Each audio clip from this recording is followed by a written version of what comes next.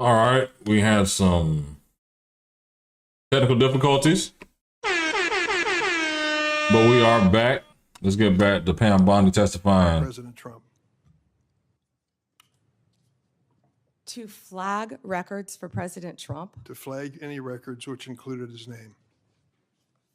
I'm not going to discuss anything about that with you, Senator. Eventually, you're going to have to answer for your conduct in this. Listen. You won't do it today, but eventually you will. I yield, Mr. Chairman. I gotta Mr. interject Chairman? something here Mr. before I Chairman. get to Pam. Mr. Chairman, since Senator Durbin referred to me, I would really appreciate the opportunity to correct the record. Oh, here we go. Because Senator Durbin knows I repeatedly asked for those flight logs. I brought up the subpoena. You even shut down the committee because you didn't want that, and you know I submitted that in writing, and you continue to misrepresent that, and I am not going to let that record stand. Okay, Oh, wow. So wait, go ahead, Senator. Durbin didn't want the Epstein list out? Clear that the reason the committee business ended was that your side invoked the 2-hour rule.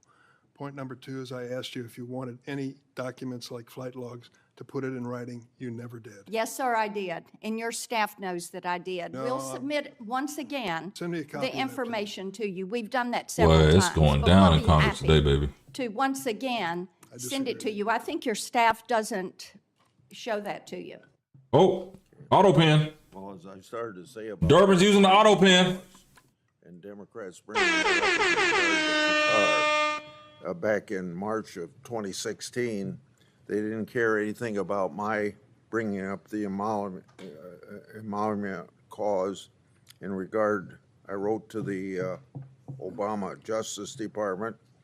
That letter was based on Secretary Clinton's 2009 to 2013 financial disclosures when she was Secretary of State. Now, I'm going to skip Those forward here because disclosures I want to showed get that to her Lindsey husband- Graham. Right, but I just want to know, is there like 10 or 100,000? Does anybody know? There have been multiple, and we have made multiple arrests, of course, involving violent gangs Yeah, in Chicago, throughout Illinois. Right, so the only reason I ask that is Chicago is sanctuary city. Do they help ICE deal with illegal immigration, or are they a sanctuary city? Do you know? They are not cooperating, and I would ask that, I wish Senator Durbin would condemn the governor for not cooperating with our law enforcement officers. The only reason I mention this, if you're a sanctuary city, any place in the country, you're making it difficult for the rest of us. Because word gets out, if you get to a certain city, maybe Chicago being one of them, that you're home free, and that just encourages more illegal immigration. Do you deal with that? Agree with that? I do, Senator Graham, and can I add something to that? Sure. Please. One of our biggest wins was against the Sinaloa cartel, and that came in Chicago. The state of Illinois has a Trust Act, which prevents local law enforcement from cooperating with our federal immigration authorities. And that's what I was trying to talk to Senator Durbin about.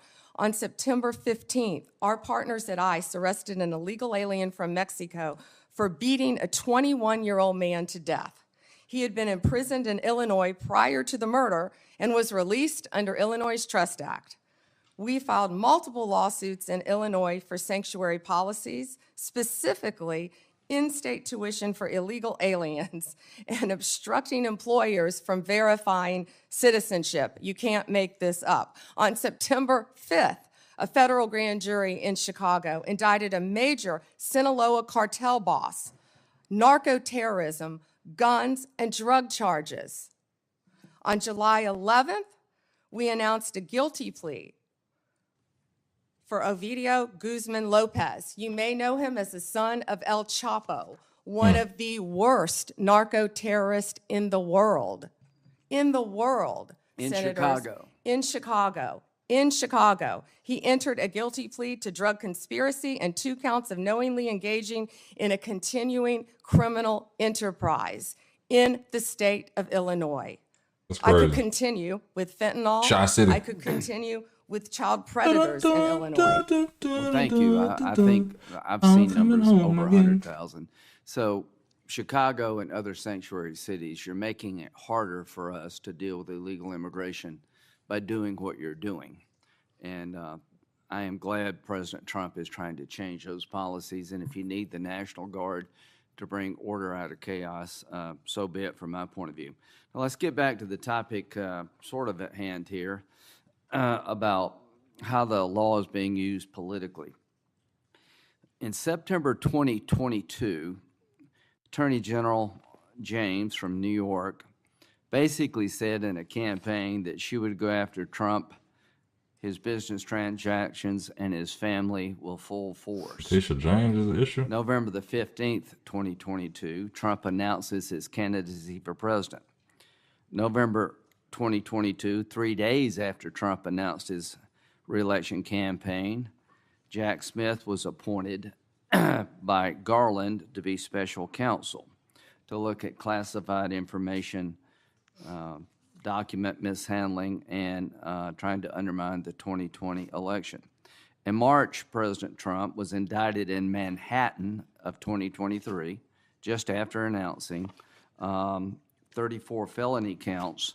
And what they did is they took misdemeanors and turned them into felonies by using a legal theory that no one in the history of Manhattan had ever been charged with.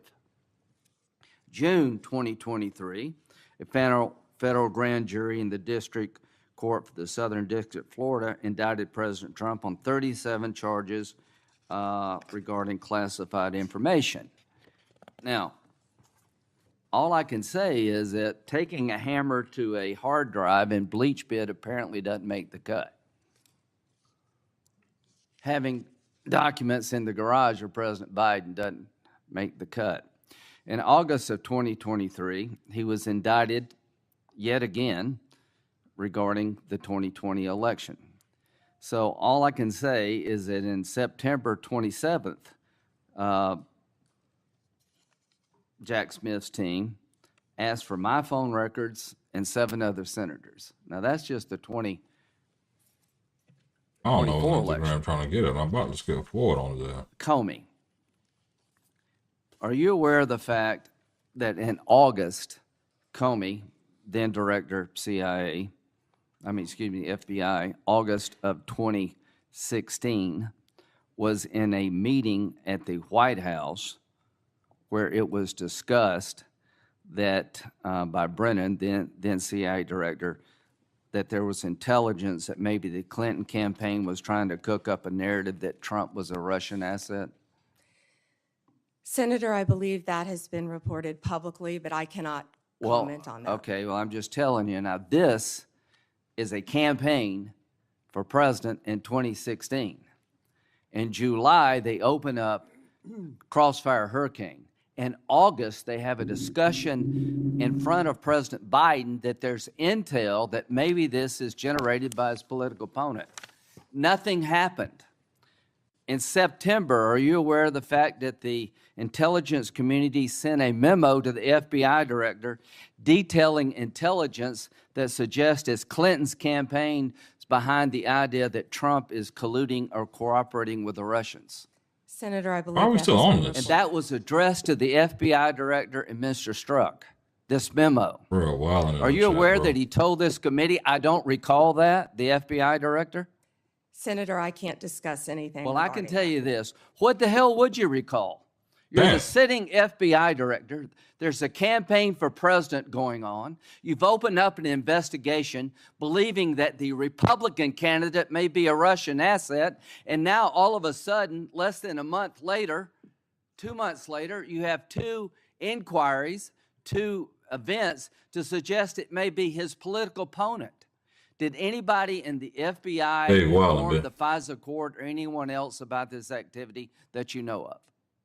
I can't discuss that matter, as you know, Senator Graham. Should they have? Is there a requirement by law enforcement to tell the court if their warrant is being sought or a defendant that there's exculpatory information out there about you? In general, of course, Senator. So, to the country, the FBI director gets a memo from the intel community. This may be all a political plot by his opponent. They didn't do a damn thing. Are you familiar with the Steele dossier? Yes, Senator. Why are they That talking was a about this old dossier shit? prepared and paid for by the Clinton campaign. Are you aware that it was that document was used to get a warrant on 5 different occasions against Carter Page, an American citizen? Yes, Senator, and that has been Are you reported. aware of the fact in February 2017, after Trump is president, the person who gave Christopher Steele the information, the Russian guy, told the FBI the information I provided you was all bar talk, hearsay, and not reliable? Are you aware of that? Yes, Senator. Was there ever an effort by the FBI to tell the FISA court about evidence that the man who helped prepare the document retracted his statement? I can't discuss that, Senator. Should there have been? Can't discuss that. You on wonder board. why we're looking at Comey? Give me a break. Why are we looking at Comey? Because he ran an FBI and personally knew about exculpatory information and let it slide. How in the hell can 2 FBI agents interview a man who says the document you're using against a sitting president to suggest he may be a Russian agent or Carter Page that is now no longer reliable? How does that not get to the court? Can you tell me how that doesn't get to the court? You can't, can you? I can't, Senator, and I Can can't you tell me discuss it. why my phone records, when I'm the chairman of the Judiciary Committee, were sought by the Jack Smith agents? Why did they ask to know who I called and what I was doing from January 4th to the 7th? Can you tell me that? No, Senator, and there were 8 senators in total. Do you think that was an abuse of power? Senator, I cannot discuss whether there is or is not an ongoing investigation. If I may add one thing, they also wasted $50 million on what you just described, trying to put President Trump in jail prior to the election. Before Senator Whitehouse, I want to This introduce is in the like record what is called ugly, nasty politics. Just feeding both sides bullshit. Classified appendix to John Where are the Durbin's Epstein files? report about Where's crossfire Lindsey Graham hurricane. on the fucking Epstein The files? What the Annex fuck? Contains information Where his fight records at? What the fuck we talking about? reported Clinton campaign plan to falsify. I'm just skip forward, y'all. Is this Gave these statistics. 30,000 I really illegal was, guns? I have 10 minutes. and I- 30,000, You have Senator given these Klobuchar. statistics, and I truly appreciate those statistics. But what I was just trying to get at was something where maybe we could find common ground on a bill that you actually defended in court in a state, which Director Patel seemed open to, and that was looking at could we at least raise the age to 21 of the purchase of an assault weapon federally while states look at banning these weapons overall, given these little babies that this gun is used to kill. So we can talk about it later, but that was my question, and you don't Yeah, I'm in wanna Florida. answer. I don't, No, it's it's half and half pending for Bondi. litigation. Okay, but your views on this is not pending litigation. So I want to get to the independence of the Justice Department. At your nomination hearing, I specifically asked you to provide assurance to every member of this committee that the Justice Department will only follow the facts and the law, and the White House will play no role in the cases investigated or brought. You stated in response, this was you, politics will not play a part in my decisions. And you also said the Justice Department must be independent and must act independently. Do you believe that you have upheld that commitment? I absolutely have upheld that commitment, Senator. I pledged that I would end the weaponization also of the Justice Department, and that America would once again have a one-tier system of justice for all. And that is what we are doing in this country.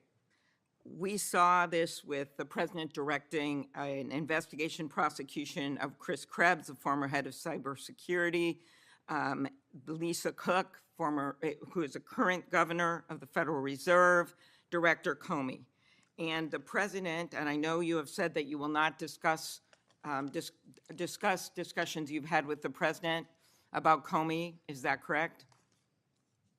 That you won't testify here about that? Because I was going to ask you if you received advice, instruction, or request from anyone at the White House to direct the department to engage in any investigations, prosecutorial actions, including decisions not to investigate or prosecute anyone. I'm not going to discuss any Okay. conversations. But then how Well, about damn. the Truth Social post on September 20th, 2025, in which the president said, "We can't delay any longer, Pam," using your name, "not bringing criminal charges, are killing our reputation," his words, "and credibility."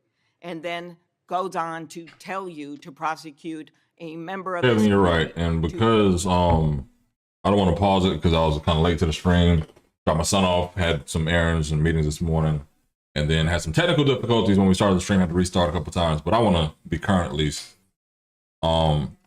Everything's a script. Pam Bondi's not going to come out and say something that's not already rehearsed, knowing where Democrats are going to come from, having staff speak with staff and say, "Hey, can you have your member ask me these questions in committee tomorrow?" It's all peppered up because a lot of the issues are already discussed beforehand. So it's kind of more theater for the American people to get these clips, the clips on and make some clickbait about what they want to put out there. But collectively, it's not constructive for the actual narrative. The Epstein files won't be released after this. The government won't be open after this. There won't be anything to say, "Hey, we're the 7 or 8 Democratic senators that are going to come help vote for this Republican package," or we're the ones on the Republican side that's going to say, "Hey, let's start it all over. Let's get this thing done this week. Let's meet in the middle to see what we can do to get 60, right? And then what we can do in the House." There's none of that.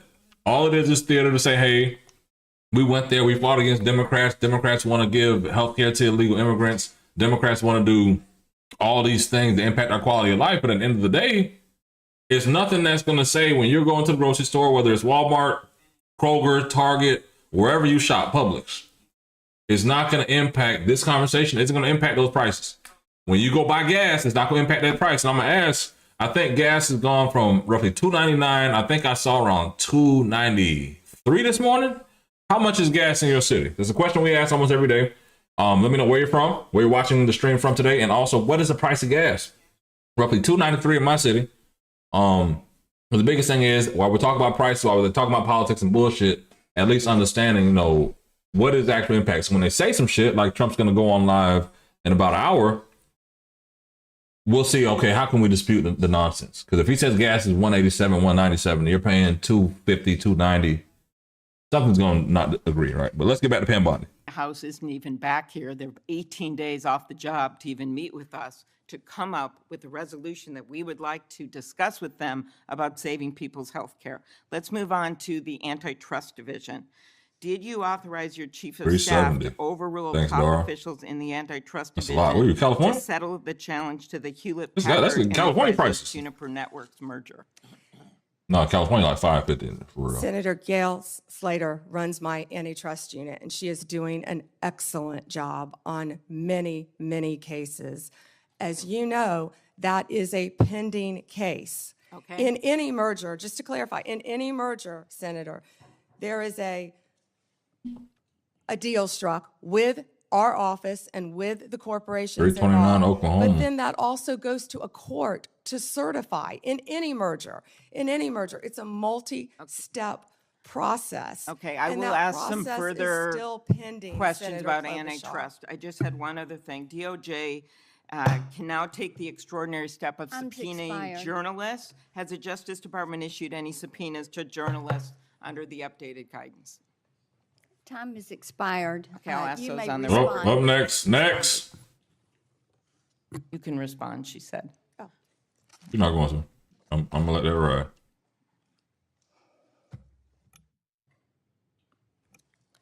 Senator, my office in April restored the Justice Department's longstanding norm on this issue. It was AG Garland who had deviated on the media investigations policy, allowing self-identified journalists using this self-serving status as a shield against being held accountable for endangering our Florida. nation's security.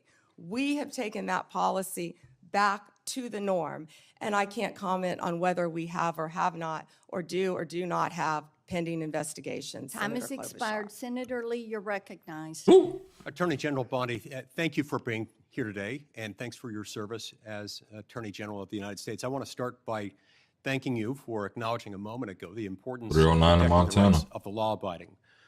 In a country where there are hundreds of millions of guns, one of the most alarming, not to mention unconstitutional things the government could do is to disarm the law-abiding.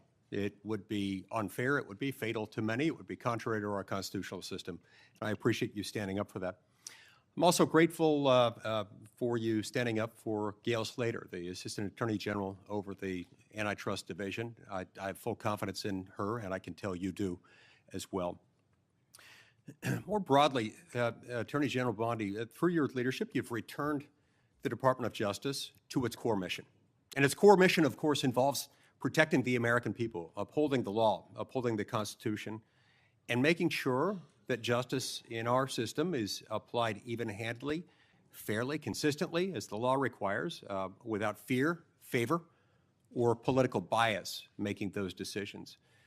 With you as Attorney General at the helm of this great department, the Department of Justice has strengthened its efforts to secure our borders against what has been an unprecedented influx of illegal immigration. It's disrupted sophisticated networks of criminals, including people who profit immensely and have profited over the last 5 years, roughly, from a massive human trafficking and drug smuggling operation. And it also just demonstrated an unwavering commitment to the safety of American citizens. Your work has sent a clear message to criminal organizations and to criminally minded people everywhere, foreign and domestic. The rule of law in the United States will be enforced, and those who prey on the vulnerable will face especially swift and unpleasant consequences. I'd also like to commend you and FBI Director Kash Patel, Deputy Director Dan Bongino for your collaboration with state and local law enforcement in my home state of Utah in assisting with the prompt apprehension of the shooter. Still $4 in the California, tragic assassination $329. of That's the Charlie bond. Kirk Thanks just for a few tapping weeks in. ago at Utah Valley University. Your leadership has helped reaffirm that the Department of Justice exists to preserve the rule of law, to protect the peace, the safety of the American people, and ensure that our constitutional republic endures for many generations to come. Now, due to the open What is door he policies saying? that we had in the previous administration, a number of individuals, a number that is unknown and unknowable, but that is estimated to be in the many millions. $4.19 in the bay. I thought it'd be like $5 in the bay. Be in the That's 10 pretty million reasonable for range. California Others say prices. more Not like won't 50, even hold you. others say it's more than that. But this unknown and I wouldn't pay unknowable number of individuals. It was like five. I thought it was like came five across something our last. border Somebody told me illegally. like 6 months ago. And an unknown number or percentage of those people are individuals who pose significant my sister, security my niece. risks, They live including some who were suspected terrorists. They were all allowed to enter the United States without proper vetting, in many cases without any vetting at all. What progress have you made so far, Attorney General Bondi, in solving That's a long some of ass those question. issues He took related maybe to 9 the minutes to ask a question. illegal immigration. of 250 an estimated Pensacola. 10, Okay. 15 I see Florida in the million, maybe House more Mad Hatter. over the I'm in last 20 Duval. years. Senator Lee, we are working hand in hand with Kristi Noem, of course, the Director of Homeland Security. She has been doing an incredible job. All of our agencies are working in partnership with them at the direction of President I Trump. see you crazy. He ran on the promise of making America safe and closing our borders. And that's what he did on day one. He has also declared many of these transnational gangs as terrorist organizations, which is exactly what they are. They have been coming into our country from Mexico, from Venezuela, from other countries. They have been setting up shop right in our country. They are narco-terrorists, and it is going to stop, and it is stopping under his watch. Our task forces are working hand in hand with Homeland Security. Director Patel, Deputy Director Bongino have been going non-stop to make America safe again. That's not just a slogan. That's protecting everyone in this room. That's what we're doing as a country. We don't care if you live in Chicago. We don't care if you live in Florida. We don't care if you live in Utah. President Trump wants everyone to be safe, including right here in Washington, D.C., and that's what he's been doing. Not only that, Senator Lee, the surge, I'm sorry about my voice, the surge of drugs in this country has been horrific over the last 4 years. DEA they have seized 4,500 kilos of fentanyl powder and 50 million fentanyl pills, which I said earlier represents 370 million deadly doses of fentanyl. These transnational gangs, it's all about drugs and money, and they are destroying our country. They are destroying our children, and a lot of this fentanyl, as we know, is made, the precursors in China. They're coming in our country through Mexico and now other places, and under Donald Trump, it's going to stop because he has secured our borders, Senator Lee. And we're very grateful for that effort. It's interesting to note, moreover, that under the leadership of your predecessor, the Department of Justice, the FBI, and others who routinely— It's all talking points, man. I can't even really clip that. It's all bullshit talking points. Human smuggling operation going on across our southern border, routinely denied that fentanyl was coming in significant quantities through the human trafficking operation. They stated never with any evidence, never with any ability to back it up, to prove this was the case, that these things were coming across the points of entry through vehicles, through trucks, and otherwise. We know that not to be true, and we appreciate your work in exposing that. Now, in recent months, going along with this law enforcement effort, there's been a disturbing trend. It's where? It's a disturbing trend that seems to be on the increase in recent days and weeks. That is a rise of violence directed at federal law enforcement officers engaged in immigration-related arrests, including direct physical threats, organized riots outside of detention facilities, and most tragically, lit every night. Of late, a fatal shooting targeting an ICE facility in Dallas. Then just yesterday, it was reported that a cartel member in Chicago put a bounty, that's right, a bounty, out there offering $2,000 on information about any ICE officer and $10,000 for those who kill an ICE officer. Now, keep in mind, this information is not for kicks and giggles. It is not for a game of Trivial Pursuit. That information, for which the cartel member would pay $2,000, is there so that others can kill an ICE officer and get $10,000. That's what that is. How did information get out? What protections are essential to ensuring the safety of because the cartels they be putting in the movies, they don't have no whispers out in these streets like personal that. Information and prohibiting them from ever wearing any kind of covering would represent a totally unacceptable, indefensible risk to their public safety. Senator Lee, our federal agents have been doxxed, and many of you know what that means. It has happened to you on both sides of the aisle. Our federal agents' lives have been threatened.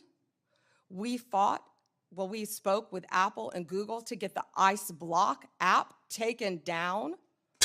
They got an app? That was hold on, y'all. Reckless and criminal in that people were posting where ICE officers lived. We worked with both Apple and Google to take that down. It's stunning, I would add here, that it took as much work as it did by you. Hold on. The ICE Block they're speaking about has actually been removed. Let me straighten this up for y'all. ICE Block was a whole website.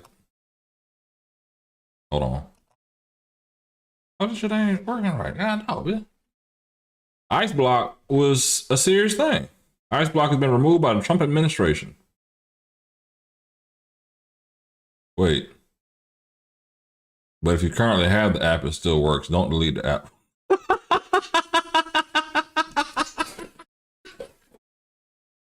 That's crazy. That's absolutely wild. I said, hey, bro, we may not be in the app store up there, but if you don't update your phone, don't delete the app. That's absolutely crazy. Let's get back to this, man. Take that down. Remember, in the days following January 6th, they took down that's absolutely crazy. A social media app called Parler based on very thin evidence that was later largely rebutted, suggesting that people had been manipulating Parler in order to plan the January 6th attack. That wasn't true, and they took it down. I'm glad they have taken this Block ICE app down, but it's a shame that it took as long as it did, and as much work on your part to get them to take it down. I will tell you they were cooperative, and to correct myself, it was where they were going, the jobs they were doing. And that's what's been happening, because hundreds of organized rioters, Senator Lee, are showing up where our ICE officers are. And as ICE you know, block, they that's have crazy. Fireworks, they have gas masks. You know, they don't want our officers to be protected with their identity. Hey, Yet they're Franklin. wearing gas masks, they're wearing goggles. And they're So it's okay ramming for them to cars. be safe. It's okay for Antifa to be safe. It's okay for those doing the bidding of international violent drug cartels to be safe. But heaven forbid, our ICE officers should be safe. Amen. Thank you, Senator Lee. Time Good has talking expired. points. Senator Coons, you're recognized. Good talking points. Thank you, Senator Blackburn, and thank you to the committee for holding this oversight hearing. And Attorney General Bondi, thank you for your service and for being with us. I want to start with an area where I think we have a lot to agree on. In May, your Bureau of Prisons issued a directive to expand the availability of home confinement. The directive said it was rooted in the principle of smart, fair criminal justice reform, and explained that smart reform and public safety can go hand in hand, and that second chances are not just possible, they're necessary for a justice system worthy of the American people. There's more to do to implement this directive, but I appreciated the BOP's recognition Mr. Coons. of these principles. Could you briefly speak further about the work BOP Director Marshall and Deputy Director Smith, himself a Crazy. former inmate, are doing with Senator regard to Coons. reform, and what opportunities you see for us to do more? Thank you, Senator Coons. And you have been a champion of that, and we believe in Hey, second Coons. chances. As a career prosecutor, I know that most people, even violent criminals, are going to be locked up and then they're going to be released. And that's why we need everyone to be a productive member of society. I believe in halfway houses, and that's part of what the First Step Act did. It gives people a second chance at life, and that's what Billy Marshall and Josh Smith have been doing, working hand in hand at the Bureau of Prisons. I talk to them constantly, and they are working so hard. In fact, they inherited a dysfunctional and neglected agency, and they are taking, despite more than $450 million being appropriated between 2019 and 2024, we found that funds had been diverted away from the Department of the Prisons, the Bureau of Prisons. And so they are doing everything to create more halfway houses and to give inmates everything they need to be successful upon release, but also by keeping America safe. And I just learned from Billy Marshall, we just made an incredible case that someone, I believe the case was in Texas, one of our federal prisons, no one was monitoring this. And there was someone who was caught with a drone dropping off recently cell phones, Yep. paraphernalia, Let me follow up on that point, if I might, Attorney many General. things that could cause violence within our prisons and allow criminal cartel networks to function within our federal prisons. And They be that's on what a lot of TikTok this money making is going dances. for, You think they to not make our using prisons drones to safe drop something in? Come on, within, man. And so these criminals cannot function while These they're in criminals, prison. and I One don't even thing mean to I call them also criminals. add is we have given inmates These dudes are in jail making TikTok videos, showing you how to cook, take some ramen noodles and a damn plastic and some water, some hot dog grease and some hot sauce, and they're making whole gourmet meals in prison on TikTok. Ain't worried about no drones. Listen, they make prison seem like it's fun, but it's not. Bitch, I like my freedom. Focusing the fuck resources they on talking those who really need to be supervised. Show me the providing Epstein file. That's what the people say they want. incentives, oversight of those who've really made progress and who've changed the direction of their lives. It is broadly supported by law enforcement and a variety of policy groups, and I'd love to work with you on that, Madam She Attorney. said there was no Epstein Senator, list. can I just add, because I just got the numbers. So what we have is $8.7 billion for the Bureau of Prisons. And what that does is it adds 587 correctional officers to help with the things that we just discussed. $95 million for new hires. We have to recruit and we have to retain. We know that's a really tough job to be a corrections officer, and that's why Josh Smith is such a valuable part of that team with Billy Marshall. And I would welcome working with you on that. And President Trump is the one who signed the First Step Act because he believes in second chances. We all do. Thank you, Senator Coons, for that question. One of the things I have been concerned, even upset about, is how early in this administration, at the behest of DOJ, the department cut hundreds of grants totaling hundreds of millions of dollars, many of which serve critical public safety needs, supporting victims, assisting with reentry, violence prevention, including in my own home state. This was literally defunding the police. And I have some concerns about how DOJ is putting at risk public safety by assigning thousands of agents and prosecutors away from drugs, firearms, corruption, violent crime to help ICE arrest people without criminal records. You've indicated a willingness to review any grant that a member of Congress has concerns about, and noted a number of them have been restored on appeal. And I appreciate that willingness to admit some misjudgments or mistakes in some of the many grants that were canceled. But can you assure us this process is going to be fixed going forward so better decisions are made at the start and not just after appeals? And can you assure us that we are not leaving doors wide Follow the open distraction from the chaos. for crime and criminality in our communities and over-focusing on arrest and deportation of those without criminal records?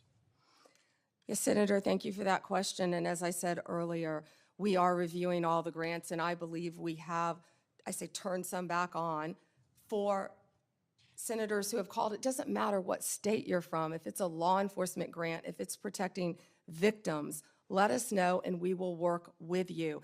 And I'm not sure if we have done any in your state yet, but I would be happy to work with you on that. What I can tell you is there have been, out of the 5,800 discretionary grants that were reviewed, only 376 around the country, 7% were terminated. 225 of the grant recipients have appealed that termination. And so far, we've turned back on 18 of those. 17 appeals have been denied, and the rest are being actively reviewed. If any of you know of any of those that you believe should be turned back on, call me. We don't want to jeopardize anything that's hurting. Please do. And Senator, to go to what you said about the FBI and my federal agencies and being pulled to work on immigration cases, they're working hand in hand because we believe that, we have ICE officers out there, as we just discussed, I don't want to repeat that, who are being harmed. We're going to work with them, and I've directed all of my law enforcement agencies to work with ICE to make sure they're safe in Chicago, to make sure they're safe in Memphis, to make sure they're safe right here in Washington, D.C., but also at President Trump's direction. We are not stopping the core function of what we're doing, and that is fighting violent crime. And Director Patel made that very clear with all of the arrests that our FBI have been making on violent criminals. And there's so much that we can't talk about here, but if any of you are on the Intel Committee, we are fighting terrorists around this country every single day. Our lawyers are shut down right now. They're not getting paid, but crime is not stopping.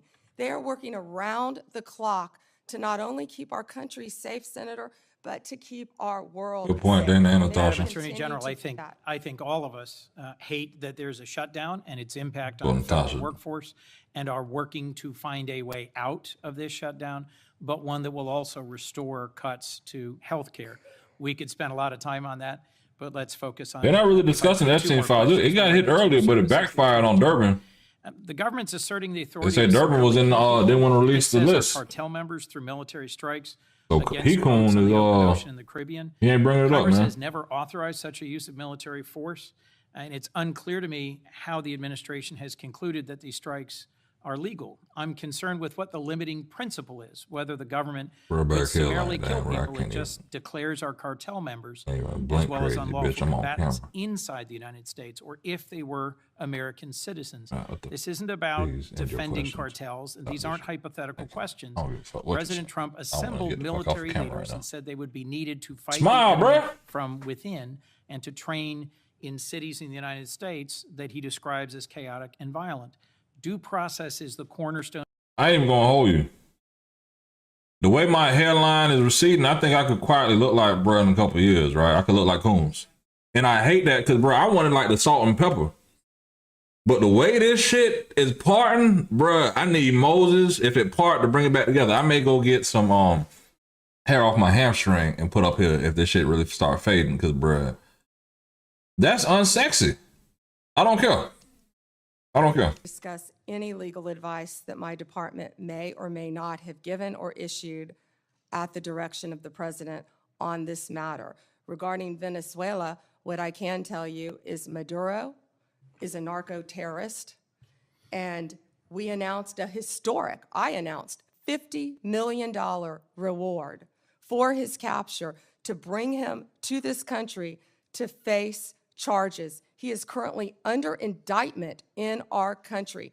Drugs coming from Venezuela are killing our children at record levels. Facts. And They have members been of this flowing committee are into as this Marshall passionate T. as you Williams, at fentanyl came over, took him protecting out our too. You know what I'm saying? A little bit of families and our everything. communities from fentanyl, but we also need to protect our sailors on the high seas who are conducting freedom of navigation operations in the South China Sea from just an abject violation of international norms and standards about how we interdict ships on the high seas. We can push back on fentanyl and drug trafficking. Many of my colleagues have done so as former U.S. attorneys or prosecutors or attorneys general, but we have to do it in a way that is in keeping with the core values of our Constitution. The My Island colleagues Boys in have the pressed you files. on a Everybody's number in of these recent files. Yeah. actions, particularly in the Eastern District of Virginia. My colleague, Senator Klobuchar, did. And I just wanted to add my voice to those who have expressed real alarm at how in your confirmation WikiLeaks would hearing, release the files you by said you now. would be leading a department that would look forward. Y'all remember WikiLeaks? Public statements by President Trump urging you to go after and to indict and to prosecute specific named people seem to have led to dramatic and sudden action. I don't know what we're talking about. Yeah, they're not talking about Epstein files. If y'all remember 2016, like earlier, Lindsey Graham, and then we're talking about, you know, the dossier and all this other shit, right? Cool. People remember WikiLeaks, and they were releasing all the DNC emails and all the nonsense. That's what's quietly needed. Whatever old boy name is, Julian Assange, he's the only one that could release the damn Epstein files because Congress not going to do it. The DOJ not going to do it, and Bondi clearly not going to do it. And we don't know what's going to be on that flight panel or those lists because these some freaky ass niggas. Some freaky ass politicians out here in the streets. They don't want to get caught.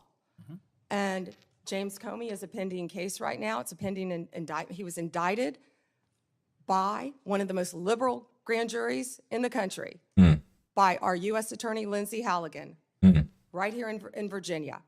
And it's a pending case, so I'm not going to discuss the facts of a pending case. But you can understand the alarm about the circumstances of the indictment immediately following President Trump demanding that you take action to indict and prosecute that specific individual.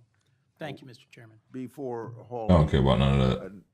Without objection. I honestly thought I'd never hear James Comey name again on anything political outside of a book or a damn speaking tour. Scope of Arctic Frost. The second document is a list of Republican groups and people that Arctic Frost targeted, including Charlie Kirk's group, Turning Point USA.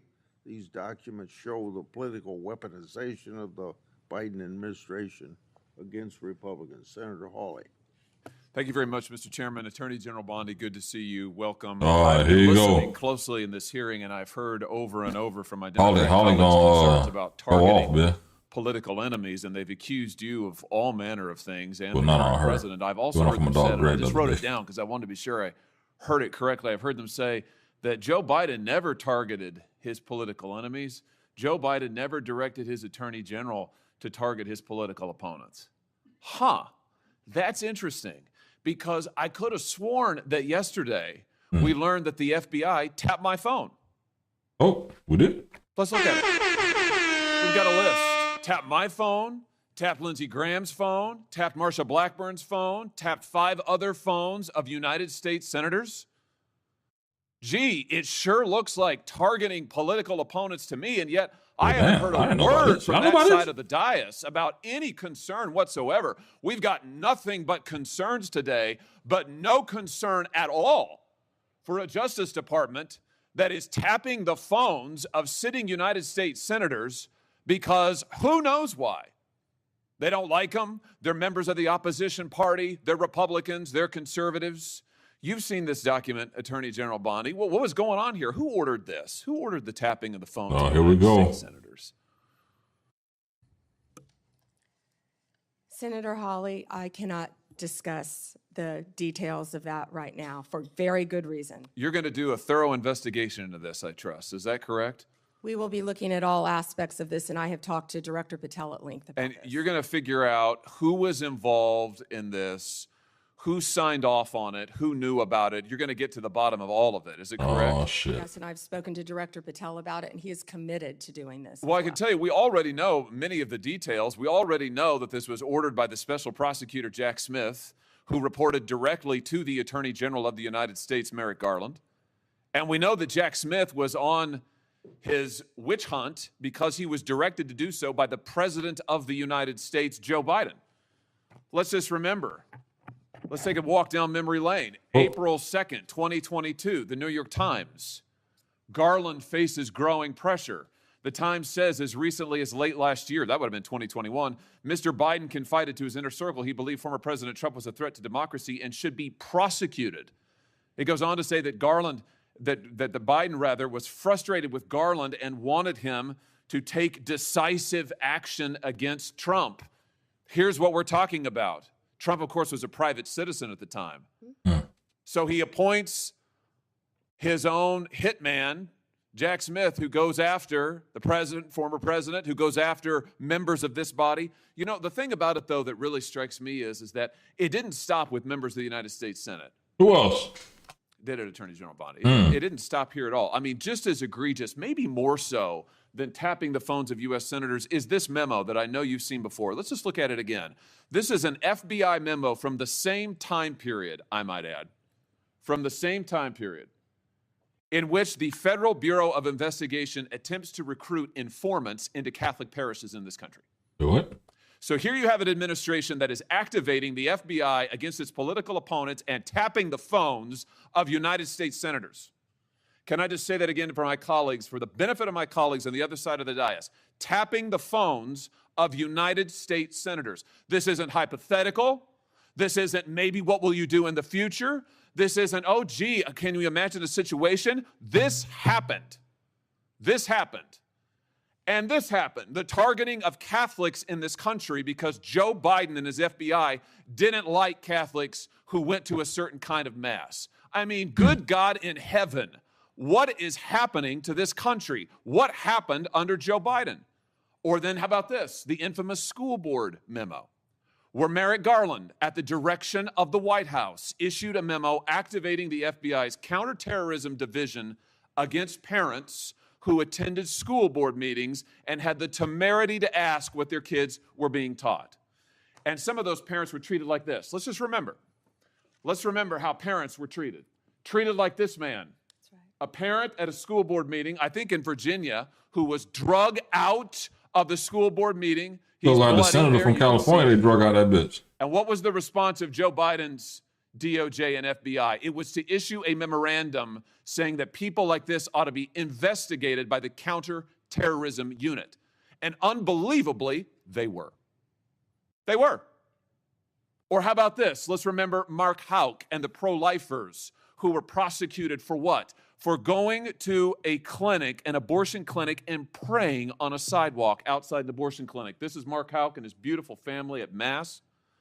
This man, at the direction of Joe Biden's FBI, this man had an FBI SWAT team come to his door in the early morning hours with his beautiful children there, terrorizing them with weapons drawn.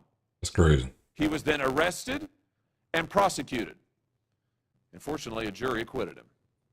This is what was happening under Joe Biden. United States senators spied upon. Former presidents, the political opponents of the president at the time, targeted, prosecuted. Pro-lifers, targeted, prosecuted. Catholics, targeted, prosecuted. 92 conservative organizations put under surveillance, targeted for potential prosecution. Gee, I don't know. Would you call that an example of weaponization, Attorney General Bondi? Do you think that's a fair characterization? Senator Hawley, that is the ultimate weaponization. And weaponization under Donald Trump has ended. It has ended. Harmeet Dillon is running our civil rights unit, and she is doing an incredible job. No longer will parents be targeted.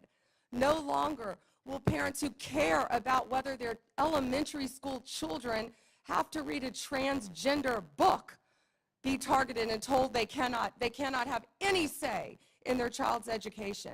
Who's That reading was ended transgender books in under these this schools? administration. People can worship freely, whether they're Catholics at synagogues or Muslims. Everyone can worship freely. That was the ultimate weaponization. What about the They Southern were targeting Baptists and the Catholics. non-denominationals? No longer. They have been targeting And so many AMEs. American citizens throughout this country. And Senator Hawley, you have been a champion of this, and thank you for being a champion of that. But under Donald Trump's watch, it has ended. You know, I think about some of the abuses of power in this country's history, and there's been sadly a lot of them by members of the executive branch over the years, whether it's Watergate, whether it's what J. Edgar Hoover did in his time at the FBI, spying on many public figures, RFK, MLK, JFK, you name it. I'm only going to pause it for 1 second, right? Because I understand what Attorney General Bondi is saying. But my thing is this. When I was in school, I remember the teacher used to give like a reading list for the summer for, hey, if hip hop reads all these books throughout the summer, he'll be ready for second grade. He'll be ready for third grade, fourth grade, repeated, right? To help you at least understand where you need to be from a reading level, right? But did they stop doing that in schools? Because I thought these books were vetted, and that's the thing that kind of threw me, especially in Florida, right? Florida's been a conservative state since the 90s, 92, around the time Clinton was getting some head under the Oval Office with Monica Lewinsky, and then Republicans took over some state legislatures. That's when Republicans took over here in Florida, right? So from that point, it always kind of baffled me, like, just here in Georgia and other states, right? It's like, when did the movement happen to where Republicans allowed these transgender books to get into these schools? Because if they've been in leadership, that means it kind of happened under their watch. But they're not taking responsibilities, blaming it on the other side. And it's like, okay, cool. Where's the lapse in judgment? And also, to the main point, when the hell did they stop giving kids the book list, and who was vetting the book list? I mean, it always baffled me, but I don't know any kids going to read any transgender books. Maybe I'm in my own little silo, my own little cocoon of the world, but I just don't see that. But let me get back to this. And I just have to say, what we now know happened in the last 4 years under this administration surpasses all of that. It surpasses all of it. Not just for the interference in the legislative branch, not just for the blatant disregard for the separation of powers, not just for the blatant disregard for the First Amendment, but for the targeting of ordinary American citizens who can't afford lawyers, who can't afford to mount a defense, who when the FBI knocks at their door or comes with a SWAT team, they don't know what to do. It is absolutely a disgrace. It is a stain on the history of this country and on the conscience of this country, what this administration did in the last 4 years. So here's what I think needs to happen. Madam Attorney General, I think we need a special prosecutor. Uncle Bear, that's what I'm saying. Sole responsibility will be to get to the bottom of what has happened in every instance that I have just named. I think we need to know exactly who approved the wiretaps on United States senators, who knew about it, what agents were involved at DOJ or the FBI. I think we need to know exactly who signed off on the Catholic memo, the spying memo. I had to say, Florida was great before MAGA. With it. How far did it go? If we want to be for real. We need to know exactly who Florida wasn't great under Jeb Bush. Of Mark Houck, who terrorized pro-lifers and tried to intimidate them. I think Florida wasn't great against under Rick Scott. This committee needs to do oversight hearings. We need to have thorough hearings into what has happened these last 4 years and this abuse that has now just been uncovered, because we have to ensure that it stops. As you just said, Attorney General Bondi, we have to ensure that it stops. This chapter in American history needs to come to a close, never to be opened again. The use of the most powerful law enforcement bodies in the world against ordinary citizens and political opponents must end once and for all. And we have a chance to do it, and it needs to be done with a thorough investigation, full transparency. And those who violated laws need to be prosecuted. I thank you for what you're doing, Attorney General Bondi. I hope that you will launch a thorough Jesus. investigation. Is it Jesus or Jesus? Mr. Chairman, I hope we'll hold hearings. And with that, I yield.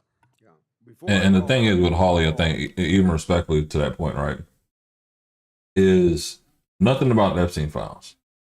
And I'm quite sure in his state, there's some Republican voters who are like, listen, I want to know who the fuck the predators are. And you're going to sit here and throw softball questions and make it very political on what you want to talk about. But there are some people in Hawley State who care about sexual predators and want the Epstein list out too. There are hard down Republicans. I think, honestly, between the Epstein list and rest in peace, Charlie Kirk, Republicans are split right now. The younger voters, like the YouTubers, Candace Owens, them, they're all going at each other. But now to a point of, now it's like, okay, cool.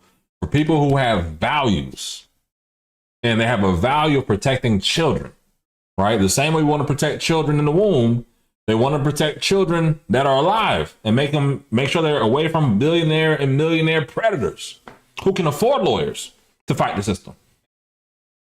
The issue is, again, you're throwing softball questions for bullshit because you want to make Pam Bondi look good. She's going to look good regardless. She's a blonde, white-haired woman in America. But, however, by the standard, I have a black wife. Don't get it twisted now. But, end of the day, people want answers for the Epstein list. And for you to say there's no Epstein list, I'm quite sure the voters in Hawley State aren't going to buy that shit. Has some personal animosity toward them. You've just said that President Trump is the most transparent president in history. Tragically. Ooh, TVA, you brought Tennessee Valley into the situation? Hey, what you know about it? Criminal justice. Natasha know about something. I see you. I see you. From Roderick, my bad. I see you, Roderick. Of justice, I would submit, Madam Attorney General, that President Trump has embodied it. And we have a record. It is a public record of his express instructions that certain individuals be investigated. The Attorney General of New York, Tish James, my colleague, Adam Schiff, the former CISA director, Chris Krebs, the DHS former Chief of Staff, Miles Taylor. There's a list. And he has been transparent. In fact, 5 days before the indictment of James Comey, he put this post up as instructions to you. He didn't mince words. He was very open and public that you should indict James Comey and others because they are guilty as hell. No more delay now. 5 days before you indicted, or grand jury at your instructions indicted James Comey. I like Chattanooga. I've been white water rafting in Chattanooga, Roderick. I love it up there. What conversations you've had with President Trump about the indictment of James Comey? Who's racist? Senator, I am not going to discuss any conversations I have or have not had with the President of the United did you States. See that You're post? an attorney. You have a law degree, and you know that I'm not going to do that. I also find it fascinating. Pam Bondi is an attractive, good-looking woman. I'll keep fighting to ensure that law enforcement and the judicial process move forward without political interference. No She's not a one is bad-looking above woman. the law, not even the president. That's a quote from you, Senator Blumenthal, in 2017. Well, let me ask Hey, you. Jennifer, good point. When you saw that No post, one is above the law. That was your quote. When you saw that post, did you talk to anybody in the White House? I am not going to discuss any conversations I have, nor any investigations, So nor you were unwilling any to tell pending this committee cases. about conversations with the White House. And if I regarding may James continue, Comey's Oh, indictment. here we and go. if I may Let me show continue, you a picture. James They never Comey answer was questions. indicted by one of the most liberal grand juries in the United States. The night before James Comey's indictment, you had dinner with the President of the United States. Pretty intimate group. Was Actually, there James were a lot of Comey people there that discussed- night. James was being James commenting. Comey You discussed never heard of a at dumb that dinner? blonde? The fuck? I love that picture. That's a great picture. And there were a lot of people there that night. I think the entire the cabinet fuck? was there. Did you I discuss don't even think she's James natural Comey, the blonde. President of the United States? Those roots aren't blondish. Those roots look a little brunettish. She could be. She was Two dying seats here. down, yes, 2 seats down. And I am not going to discuss any I'm gonna take conversations that I have as a had or not yes, have with the because President the of the American United public States. is entitled to know, Madam Attorney General. The entire whether cabinet was you at that dinner, took too, instructions from President Trump after he told you very directly to indict James Comey, which is weaponization of the Department of Justice. Oh, You well, know, well, I want to agree Dawson said, "Oh, with my colleague call me racist." Senator I said my Hawley. wife's black, but Pam Bondi is Weaponization. attractive. What? Of our justice system must end. That's the reason that I propose legislation, and I challenge him and my colleagues on the other side of the aisle to join me in legislation that would create a statutory right of action for people who are selectively or Hey, well, y'all maliciously chat live every day, prosecuted man. for political reasons. It would codify your manual, the Department of Justice manual, on political prohibitions against political Y'all, considerations I'm good, in Christine. charging How you doing? decisions, and prohibit the White House from intervening, President Trump and any other president from intervening in I'm going live 11:45. We'll be over there in a second, charging y'all. decisions. It would make reforms to the grand Oh, jury. this boy here process. funny. You've just said this grand jury was Y'all are liberal. hilarious in this We should reform the grand jury process to ensure that the government is not abusing its power and authority, and it will require transparency and accountability reforms at DOJ so that you will and other attorneys general be held accountable for these kinds of decisions. Will you join me in supporting got you, that Natasha. kind of reform? Senator Blumenthal, Thank I you, find Cray it Cray. so interesting that you didn't bring any of this up during President Biden's administration. Oh, when here he we was go. doing everything to protect Hunter Biden, his son. And I think you just saw what Director Radcliffe just released. You know, this is an effort to be Information, positive if I can and finish answering the constructive, question, I'm not Madam going to Attorney yell General. over you. I'm not going to get in the gutter with you.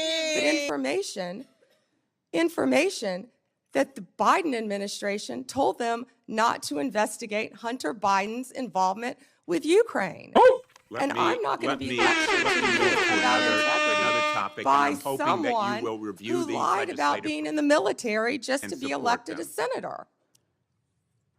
The merger between Hewlett-Packard Enterprises and I gotta go get some of these posted before was settled. ABC's and all the Authorized big settlement. all the big channels start It doing it. was the subject of a lawsuit. Small channel grind, yeah. The settlement produced virtually no concessions from Hewlett-Packard. It was a settlement that prompted settlement yourself. As I stated earlier, Gail Slater is doing an incredible job running the antitrust unit. And as I stated earlier, that is still a pending matter. As Well, you you should know then with a law fired, degree, did you not, that all two- mergers, if I can finish answering the question. I'm going to, If I with could apologies, finish. No, I'm interrupt answering you the question. because my time is No, limited. well then don't ask me a question. Oh shit! As I said, you have a law degree. You know that not only are mergers agreed upon, but they have to go to a court of law to be approved. It's a multi-step process. And as I said earlier, hey, Pam that out is here with the still shits, baby. pending. And I have full faith in Gail Slater. And Ms. Slater She ain't reportedly fucking off with objected to y'all. the settlement. Reportedly, And moreover. two of her top officials were fired, Roger Alford and Bill Sinner. Did you authorize she and been direct those snapping. firings after they objected snapping. to the settlement? I am care. not going to discuss personnel matters or pending litigation in my office. Let me ask you about another merger. The merger involving two home health care agencies on favorable terms, likely to drive up costs for millions of America. The Hey, Melina, Transportation it's Department's goal to provide Pam Bondi compensation to travelers testifying before the impacted committee, by airline pause flight delays, Oversight which Committee was today, canceled. judicial. The merger of Skydance and Paramount after Paramount's ownership. I'm waiting on this vote to get number of 50-50, steps boy. It's 56% is the winning bid. I need some of y'all to vote favorable to the president. so we can break this shit. It's 50-50. Y'all hit the chat. Hold on now, Blumenthal. That President Trump. I don't ask for nothing. I don't ask for a lot in this chat, right? I don't ask for a lot. But when I drop a poll in this bitch, it's the only poll where I'm gonna end it at 50-50, okay? I need y'all to vote yes for Pam Bondi so we can break even and I can get a good clip. But that 56% is winning right now. Boy, y'all don't think Pam Bondi attractive? For a blonde-haired white woman to say, come on, voters. I need y'all to vote. MAGA, conservatives. I need y'all to tap the screen, like. Make sure you like and subscribe. Let's get back to this, though. This is hilarious. Trump himself admits that this administration will stop big corporate mergers that ultimately Okay, 2% drop. benefit Okay, the yeses is winning. the owners of those corporations rather than consumers or ordinary everyday Americans. Senator, And let me ask you boy, about you just listed, particularly. you just gave a Well, list let me just finish. of many Oh, mergers. I have a Can question you for talk you. to me about the issue with these mergers? Oh, I do have a question. In the she ain't fucking merger off with that Blumenthal took today. place, Which that was merger? You've approved listed many. involving American Express GBT. I understand that Brian Ballard, longtime backer and head of the law firm where you worked, was instrumental in lobbying the Justice Department to drop that lawsuit. It was dismissed, so it's not subject to a court review. What conversation did you have with Mr. Ballard?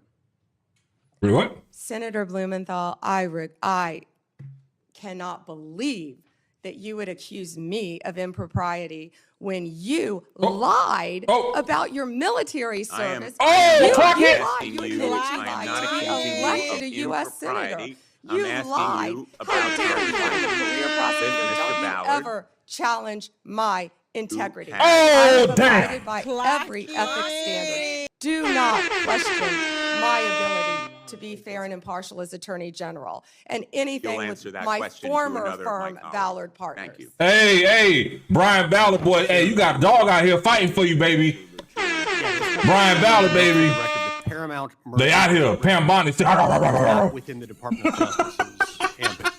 That was at the FCC, not the Department of Justice. Attorney General Bondi would have had nothing to do with that. Thanks. And that was why I asked Senator Lee. He didn't know that. He was reading off. Hey, that's my stream, Rush. Before I call on Senator Kennedy, This is my air horn, baby. it's kind of laughable about my Democrats friends expressing fear. This is and my air concern horn, at the baby. Justice Department's recent attempts at holding parties responsible for their actions. Hey. I can only ask, where have they been in the last few years? They had no. Steve, you're gonna hate problem this. The Biden administration has Because if you thought the air horn was bad, all of its might and power. I got a smoke detector battery on this bitch, too. Associates. So if you really Even Republican senators have want to been, leave, selected to have you can their, go. But if you want to stay, records made make sure you like and public. subscribe for more than anything. So if anything, again, Not public, but there's not my battery, it's a stream deck. they're public now. All right. But Biden weaponized our institutions and didn't hear a peep from the other side. Now every investigation, Appreciate y'all for real, man. prosecution under this administration. 51. It was, oh, yes, 51. We won. held accountable. Hey, y'all. Hold on. Kennedy. I want extra time, Mr. Chairman. Hey, y'all, the poll came out, man. Listen, it's a 50-50 split. 51-49, 195 votes, man. Y'all think Pam Bondi is attractive, man. I love this chat, man. 459 of y'all here, man. I love it. we had to sway the vote. The early voting, absentees, election day. We had to get it all, man. Here we go, Ted Cruz. And I'll point out Senator Kennedy has a new book about testing negative for stupid, so I hope I test negative for stupid. I hope I meet the threshold of You of do your book. meet it. Baby and mama I back talk in the signal. book about the tattoo of the Backstreet Boys on your back. What? Look, I can't help that you don't want to reach young people. I think young people are the future, damn it, and I'll do whatever steps are needed. Here we go. Boys? That would be on Vice President Vance's playlist, I heard, that got hacked. What? General Bondi, welcome. I apologize for injecting you in the middle of Senator Kennedy's antics. We can't help him. I'm mute for a second. I'll be right Thank back. you for the job you're doing. You are doing a tremendous job keeping this country safe. And our families are safer because you were on that wall. Our families are safer because you are returning the Department of Justice to its core function, which is enforcing the law and locking up bad guys. We saw for 4 years, under the Biden administration, we saw the Department of Justice politicized and weaponized, and we saw them refuse to do their core function. More than 12 million illegal aliens flooded into this country, and the Biden Justice Department seemed to think its job was letting murderers and gangbangers and rapists go. And the results in just a few months that you've been able to produce are tremendous. Arrests of violent criminals are up 125% since the Biden administration. Fentanyl trafficking prosecutions have risen 42% since fiscal year 2023. DOJ has coordinated with DHS to remove over 220,000 criminal illegal aliens this year alone. Under your leadership as Attorney General, you have helped rescue 4,000 children from predators and helped arrest 1,300 child predators and 285 human traffickers. In my home state of Texas, Operation Soteria Shield resulted in the rescue of 109 children. Thank you, Attorney General Bondi. Texans are safer because you are serving. Americans are safer because you are serving. You have a big task cleaning up the messes of the Biden DOJ. One of the most egregious failures of the Biden Justice Department was its refusal to protect judges and Supreme Court justices. As you know, in May of 2022, an unknown individual leaked to Politico the draft of the Supreme Court's decision in Dobbs versus Jackson Women's Health Organization, the opinion that finally overturned Roe versus Wade. That leak was a crime. It was a theft of government property under 18 U.S.C. Section 641, and it was an unauthorized disclosure of confidential information under 18 U.S.C. Section 1905. General Bondi, do you agree that leaking that opinion was a criminal act? Senator, I can't discuss anything regarding that matter. That should answer your question. Well, I will say this. The leak occurred in 2022. So the 5-year statute of limitations has not expired. And I'm going to ask you, if it is not happening already, to direct the FBI to investigate and find the leaker. The leaker has not been exposed. The leaker has not been identified. And the FBI has far greater investigatory tools at its disposal than does the Marshal Service. And when it comes to defending the rule of law, when it comes to the integrity of our court system, having partisan law clerks, and I believe in all likelihood it is a law clerk who leaked it, leaking opinions designed to try to pressure the court politically is a gross subversion of the integrity of the court. And so I would ask you as Attorney General to direct the FBI to use every resource possible to investigate, to find the leaker, and when you identify the leaker, to prosecute the leaker for that criminal conduct. Thank you, Senator Cruz. All right, I want to turn, secondly, Ooh, after very that decision boring. was leaked. I believe the How leak was ridiculously boring part it of a is. broader effort to intimidate and to threaten and harass justices into trying to get them to change their decision. And we saw mobs assemble outside the homes of multiple justices. Do you agree, General, that the mobs that came outside the homes of justices were there to intimidate the court and to try to influence the justice's decision? 100%. Well, as you know, federal law, in particular 18 U.S.C. Section 1507, makes it a crime to picket or parade outside a judge's home, quote, with the intent of influencing that judge's decision. That statute is crystal clear. And I will point out, these protests happened in 2022. So just like the leak, the 5-year statute of limitations has not expired on these protests.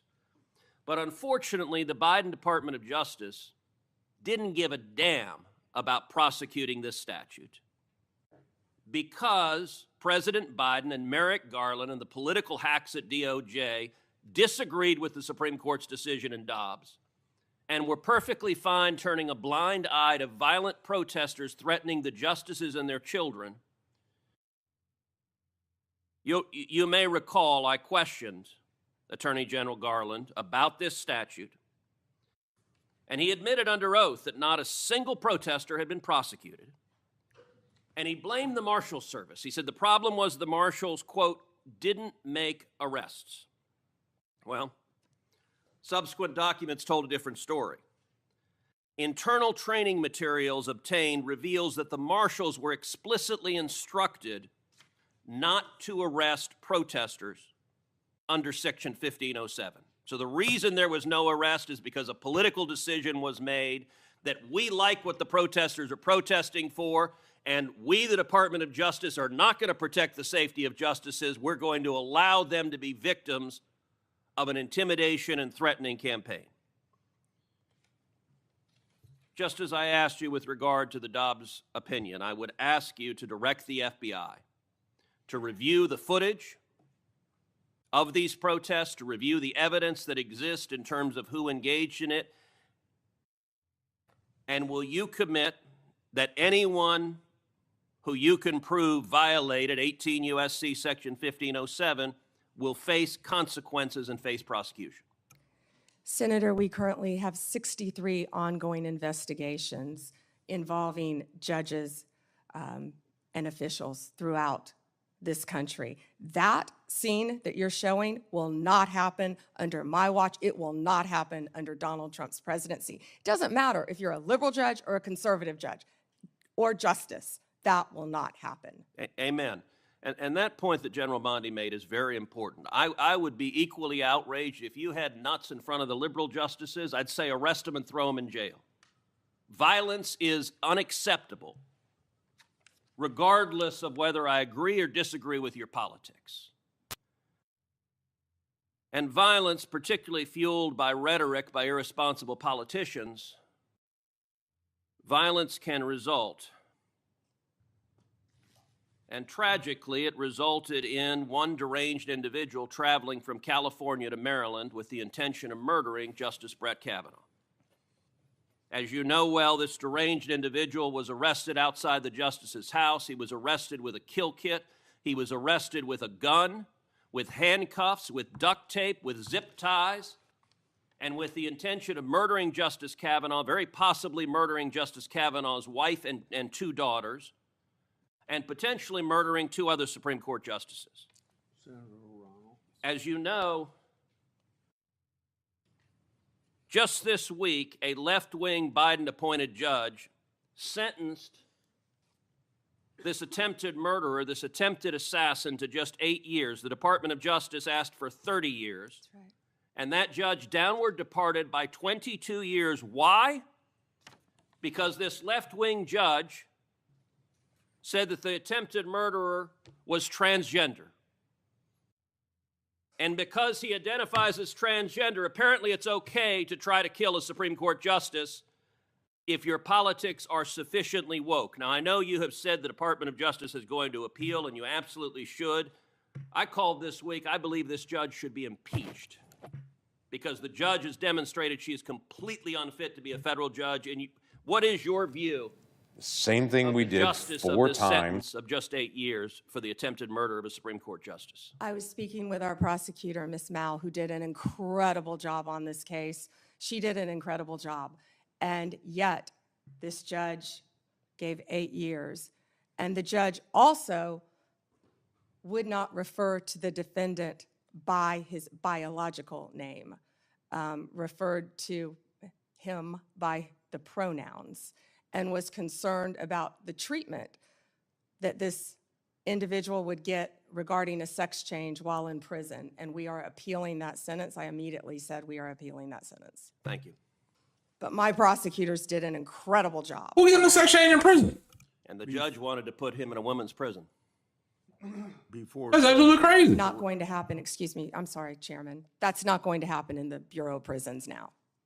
Before Senator Ronald, without objection, I'd like to introduce 3 FBI 1023 forms into the record. The first 1023 form I made public. How's everybody last doing today, man? Congress. This is the one that We're gonna go said his predecessor real quick. did. We're gonna go to President Trump in a minute. He's meeting with the Canadian Prime Minister. I am the hip hop lobbyist, a professional lobbyist in the state of Florida. If it's your first time here, please make sure you like and subscribe. I don't really ask for much, but we just hit 7,000 subscriptions yesterday, or subscribers yesterday. We want to keep the momentum going. Let's try to see if we can hit 8,000 today. It would be lovely to happen. But either way, thank y'all for tapping in. Let's get back to it. Chuck gradually going through it. It looked like he about to fall asleep, man. It looked like he about to fall asleep. Chairman. Ms. Bondi, FISA Section 702 will expire in 6 months. In response to my questions for the record, at your confirmation hearing, you said you did not have experience with FISA, but if confirmed, you would consult with experts at DOJ. Now, you've had that opportunity. Do you support adding additional safeguards for searching Americans' communications in the 702 database? Senator, Section 702 is a vital source of foreign intelligence and instrumental in keeping Americans safe. We also take individuals' rights of Americans, their individual rights of all Americans, very seriously. And many statutory reforms to FISA how you doing today? Incorporate safeguards. They have to incorporate safeguards to protect our civil liberties. The Department of Justice looks forward to working with you to discuss anything regarding 702. Appreciate I believe that. my staff, and Senator, I also want to thank you for this hearing. Your staff met with my staff, and I greatly appreciate that. Thank you. We're going to be working on 702, so I appreciate the openness to further amending 702.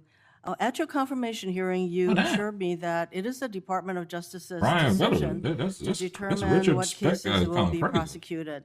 Last month, the U.S. Attorney for the Eastern District of Virginia was forced out.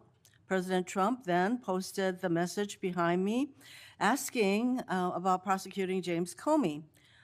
You then appointed a new U.S. attorney who within days secured an indictment against James Comey. That social media post behind me saying, "What about Comey?" was directed to Pam. Are you the Pam that the president was referring to? I'm sure I was. So it's very clear to me that when the president posts something like that, that he considers the DOJ to be his law firm and you his lawyer. And in fact, very shortly after the post to you, Comey gets indicted. Last year, President Trump's new border czar, now border czar, Tom Homan, was videotaped taking a bag with $50,000 in cash from undercover FBI agents after suggesting he could help with government contracts. Sounds like a bribe. 2 weeks ago, DOJ officials reportedly shut down the bribery investigation into Mr. Homan. Ms. Bondi, did you approve closing the Homan investigation, bribery investigation? Senator Hirono, as I stated earlier, the notes, Department of Justice and the FBI conducted a thorough review, and they found no credible evidence of any wrongdoing. You were also on video outside the White House protesting with a group called CASA, where Antifa members were. Does that mean you're a member of Antifa? I simply asked the question as to whether or not you approve the shutting down of the investigation, Mr. Homan. I have to assume that you did because the FBI reports to you. But the American people would look at the situation where this person is taking a $50,000 in cash, no less, and you testified today that a thorough investigation was done. Now, I have to assume, I conclude that since no wrongdoing was determined, that in answer to Senator Whitehouse's question, he kept the money. He kept the money, and I hope that he put that on his tax returns as income. Next question. Over 1,200 rioters were convicted of charges related to January 6th. President Trump has since pardoned nearly all of them. As if that weren't enough, last month there were reports that a lawyer for the January 6th rioters met with senior DOJ officials about setting up a compensation fund like the one that Congress set up after 9/11 to compensate these rioters. Ms. Bondi, is anyone at DOJ considering setting up a compensation fund for January 6th rioters? Yes or no? Hey, appreciate you, man. Senator, I have had no meetings or discussions about a fund. So would you support such a fund? Would you okay such a fund? Senator, you can send me the information on the fund, and I'd be happy to look at it. No, but do you think that's a good idea to, this is what I'm getting at. Because to actually set up a fund and to have people talking with your senior people at DOJ, political people, about creating a fund, and you won't let us know what you think about that, that's pretty unbelievable.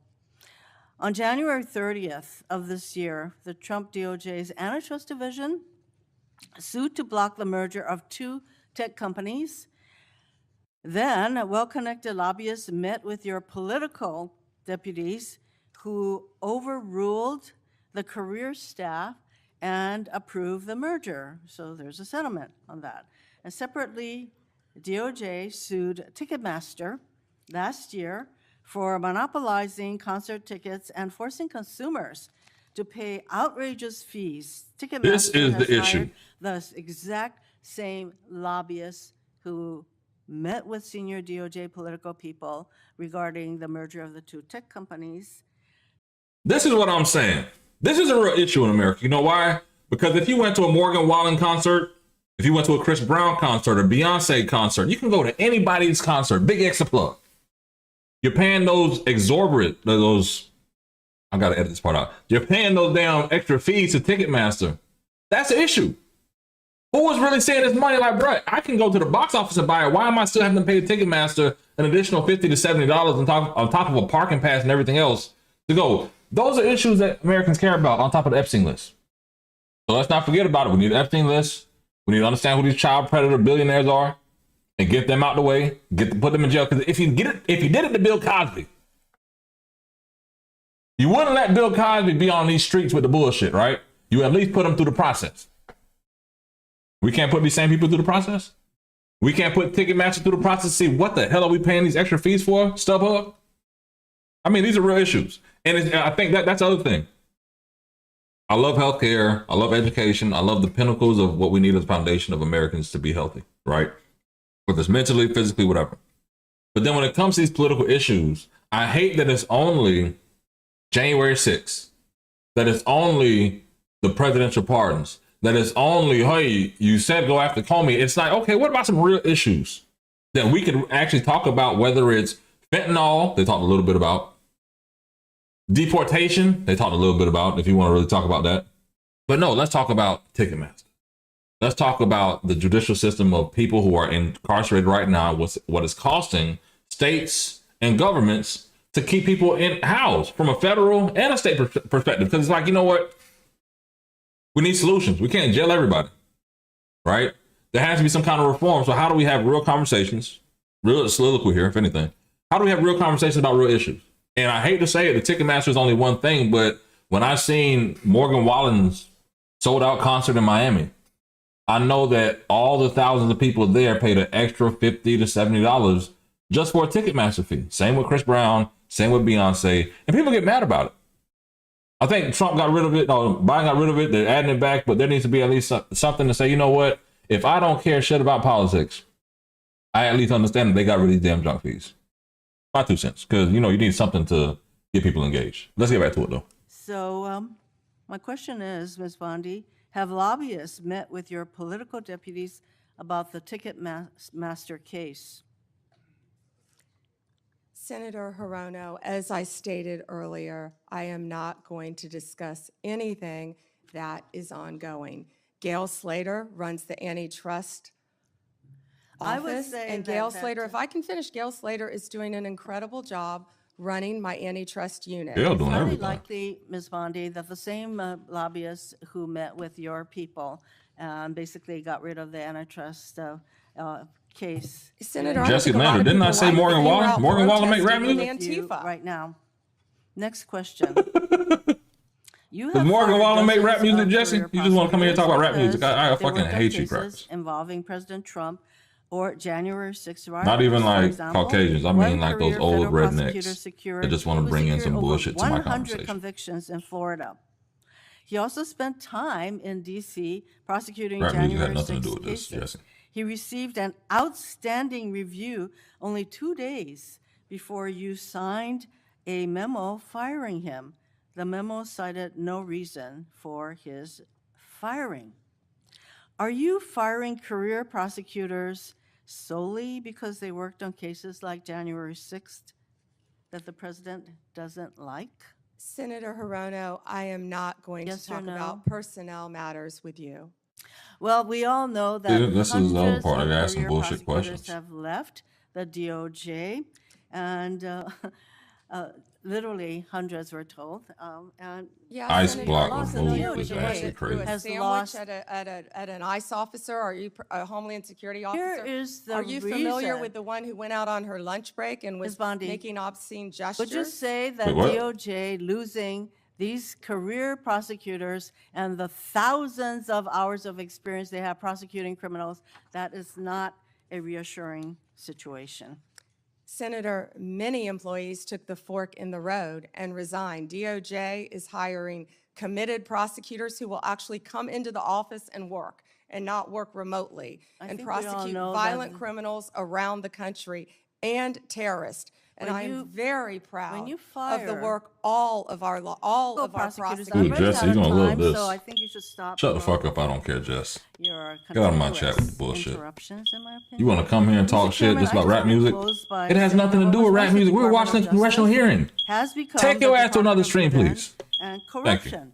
Rather than pursuing cases without fear or favor, this DOJ seeks to favor the president's friends and instill fear in his alleged enemies. If you're a friend of the president, this corrupt DOJ will bend over backwards to help you, just like it dropped the bribery investigation of Tom Homan, like it's considering paying money to January 6th rioters, and like it has put antitrust enforcement decisions in the hands of well-connected lobbyists. But if you're on the wrong side of this I think we're all president, looking at the you will lobbyists. face the There wrath are of not a lot of us in the world. DOJ. It's like being in the No NBA. matter what the facts, law, or Bullshit. justice support, James Comey is indicted days after the There's president's not a lot of lobbyists in social the media world. directive. Experienced career prosecutors are fired just because they were assigned to work on January. I was trying to get to this earlier. The issue I have with a lot of Democrats is this. You're talking January 6th. I may have said something that's just in my brain, no notes, right? You're talking January 6th. You're talking all these talking points, but you're not asking the Attorney General anything specific. And the other part of it is this. Have you realized that Democrats are going like one by one asking the same damn question, right? Why, if she's not going to talk about open litigation, which you know as a senator, because you've been in these situations before with other attorney generals, you know they're not going to talk about open litigation. Okay, if they knock that out, can we make sure that we have 20 more questions that we can ask? And if you know Dick Durbin's staff is going to ask about it, why are you asking the same question? There at least needs to be some organization between the congressional staffers or the congressional members to say, hey, who the fuck is asking questions? So if your question gets asked, I'm not wasting my voters and constituents' time with bullshit. That's the part. It's like, come on. Let me get back to it. My bad. This guy's kind of fun. Even though he's going to make a real softball for Pam, Attorney General Bondi. I go to the telecommunication companies, the phone companies. Let's single out AT&T, and I say, look, I know you're busy, but I don't know if he was I stuttering want or to see what. a copy of the phone records of a sitting United States senator. They're not going to just give them to me, are they? No, Senator, of course not. In fact, they're probably going to ask me what planet I just parachuted in from, aren't they? Yes, Senator. They're going to tell me to come back with a subpoena, aren't they? Yes, Senator. Okay.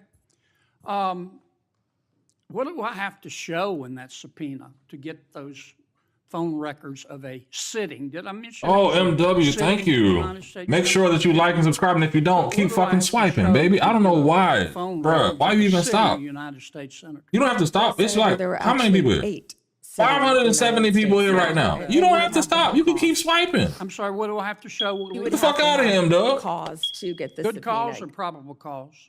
Shut the fuck up, M-Dub.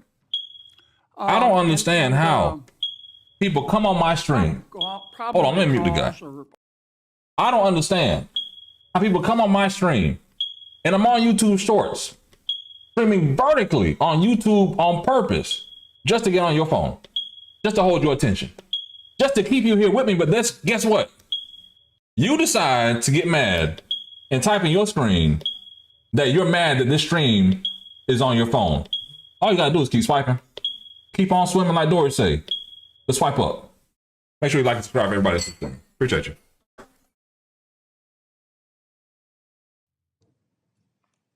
Would a judge have to sign We're off listening to on- him. on Y'all listening to who? What the fuck y'all about to decide to play? Well, for a subpoena The fuck you mean? Jack Smith probably took it straight to the judge. Now, the phone companies, particularly their general counsel, if they're worried about civil liability, even with a subpoena to get the phone records of a sitting United States senator. Did I mention it was a sitting United States senator? Yes, Senator. The general counsel for that phone company, let's say AT&T. Well, Alicia, what Biden did for me, Biden and his team allowed me to take my son to the White House to walk on the lawn for Easter. That's one thing I'm happy about, because I knew the motherfuckers weren't going to win again. So that's what Biden did for me. Counsel for that phone company is going to What call did I do the for you? sitting United States senator and say, would you like to weigh in on this? Would you like me to quash the subpoena? We're talking about invading someone's privacy here by a sitting United States senator. Could the general counsel for the phone company do that? Well, Senator, if All right, we have President Trump here. committed, they could not tip off the I person. guess you could who say, committed- depending on the way you count, 3,000 years, you could say 500 years, you could say, but that it's been raging for a long time. And I think there's a possibility that we could have peace in the Middle East. It's something even beyond the Gaza situation. We want a release of the hostages immediately. Thank you, Roxanne. Et cetera. And so our team is over there now. Another team just left, and other countries, literally every country in the world has supported the plan. Yep. I don't think there's anybody that hasn't, actually, not that I've seen. But there's a real chance that we could do something, so you may have some questions on that later. But in the meantime, we'll spend some time and we'll make some deals and we'll do some things that are good for both of our countries. And Mark, it's an honor to have you. Thank you very much. Thank you very much, Mr. President. If I may, you kindly hosted me and some of my colleagues a few months ago, and I said at the time, you are a transformative president. And since then, the transformation in the economy, unprecedented commitments of NATO partners to defense spending, peace from India, Pakistan through to Azerbaijan, Armenia, disabling Iran as a force of terror, and now, and I'm running out of time, but this is many respects the most important. The what merger you created of Canada no, and the what United you States. have created, that wasn't where I was going. But on this solemn day of commemoration of the horrific attacks of October 7th, for the first time in decades, hundreds of years, thousands of years, this prospect of peace that you've made possible. Canada stands foursquare behind those efforts, and we'll do whatever we can to support Very them. nice. Yeah. Thank you, Mark, very much. Any questions? Is there any, what would it take for you to drop or lower your tariffs on Canadian sectors, including aluminum and steel? Well, we're going to be talking about that with the Prime Minister. We'll be talking about tariffs. We'll be talking about a lot of that. But that's for a little bit later on. I want to just acknowledge our great ambassador. Is he doing a good job? He's doing a good job. Otherwise, I'll get him out of there so fast. No, you have a good one. Is it the White House's position that furloughed workers should be paid for their back pay? I would say it depends on who we're talking about. I can tell you this, the Democrats have put a lot of people in great risk and jeopardy, but it really depends on who you're talking about. But for the most part, we're going to take care of our people. There are some people that really don't deserve to be taken care of, and we'll take care of them in a different way. Okay? Thank you. American citizens don't deserve to be taken care of? What are we saying, Trump? Why has Canada and the United States failed to reach an agreement up until now? Well, it's a complicated agreement, more complicated maybe than any other agreement we have on trade, because, you know, we have natural conflict. We also have mutual love. You know, we have great love for each other. I love this. I love Canada and the people of Canada. And Mark feels the same way about here. The problem we have is that they want a car company and I want a car company, meaning the U.S. wants a car company. And they want steel and we want steel. You know, so in other countries, they're very far away. And there's no problem. You can compete and you can do. We don't like to compete because we sort of hurt each other when we compete. And so we have a natural conflict. It's a natural business conflict. Nothing wrong with it. And I think we've come a long way over the last few months, actually, in terms of that relationship. So when it comes to trade, the United States was always giving everything. They gave everything to Canada. They would, you know, let car companies leave here and go to Canada. You on the right feed. That hurts the United States. You are on the right feed, man. God brought you here for a reason, baby. Just make sure you like and subscribe, baby. They might have been good politicians in some cases, not in all cases. They were bad at both. But it's a very natural conflict, and it's something that we're working out. Canada has offered a lot of compromise this summer. Are you willing today to offer some compromise to Canada, maybe on steel, on aluminum? Well, we've made compromise, and we've made some compromise even on steel. But, you know, we have the same basic authority and the same basic, this could be also a little bit of a conflict with other countries all over the world on steel, because we want to make our own steel. We don't want to bring steel in for the most part, but we will bring it in, and we do bring it in. We continue to bring it in from Canada, but there is a tariff to pay. And I think that would be a normal thing to say, but we've come a long way. I think, Howard, we can truly say. Do you want to make a comment on that? Well, I think the opportunity to work together, but as you said, there's conflict. You know, why do we make cars in Canada? You've called that out, and you've addressed that. So there are places we should work together, and there are places that we have natural conflict. It's a tough situation because we want to make our cars here. At the same time, we want Canada to do well making cars. So we're working on formulas, and I think we'll get there. You can make cars here, but we're going to pay these workers to make them. Canadians are refusing to go to the U.S. The numbers are down like 23% in the first 7 months of the year. What do you say to Canadians that don't want to go to the U.S. now because of your 51st state talk, because of the trade war, the tariffs? Yeah. And Well, the fear I of understand also it. Look, I being understand that, and Americans don't want to buy cars that are made in Canada, you know? I mean, we have the same conflict. So there isn't, it's something that will get worked out. There's still great love between the two countries, but, you know, American people want product here. They want to make it here. Detroit was emptied out and moved to Canada, moved to Mexico, moved to other places, not just Canada. And now they're all moving back, you know. They're moving. Y'all want y'all cars made in America? Right now, I was just telling Mark, we have 17 trillion, but it's really much higher. That was as of a couple of months ago. We have over $17 trillion being invested now in the United States. As an example, Biden, he was the worst president we've ever had, but they had less than 1 trillion in 4 years. We have more than 17 trillion in 8 months. 8 months. And I think that number is going to be $21, $22 trillion. There's never been anything like that in the history of the world for any country, not even close. You know, if you did 1 trillion in a year, that's pretty good. We're going to do over 20. And it's coming in with AI. It's coming in with auto plants. You know, we're building auto plants, a lot of auto plants in the U.S. It's coming in for a lot of reasons. it's coming in because of the fact, I think the November 5th election was a big factor, and I think the tariffs are a big factor. And again, we want Canada to do great, but yeah, no one wants to pay extra $10,000-$20,000 on a we also BMW. want the same business. Or We're a Honda. competing for the same business. That's the problem. That's why I keep mentioning one way to solve that problem is a very easy way. But we're competing for the same business. He wants to make cars, we want to make cars, and we're in competition. And the advantage we have is we have this massive market. So it's a, you know, it's quite an advantage. Mr.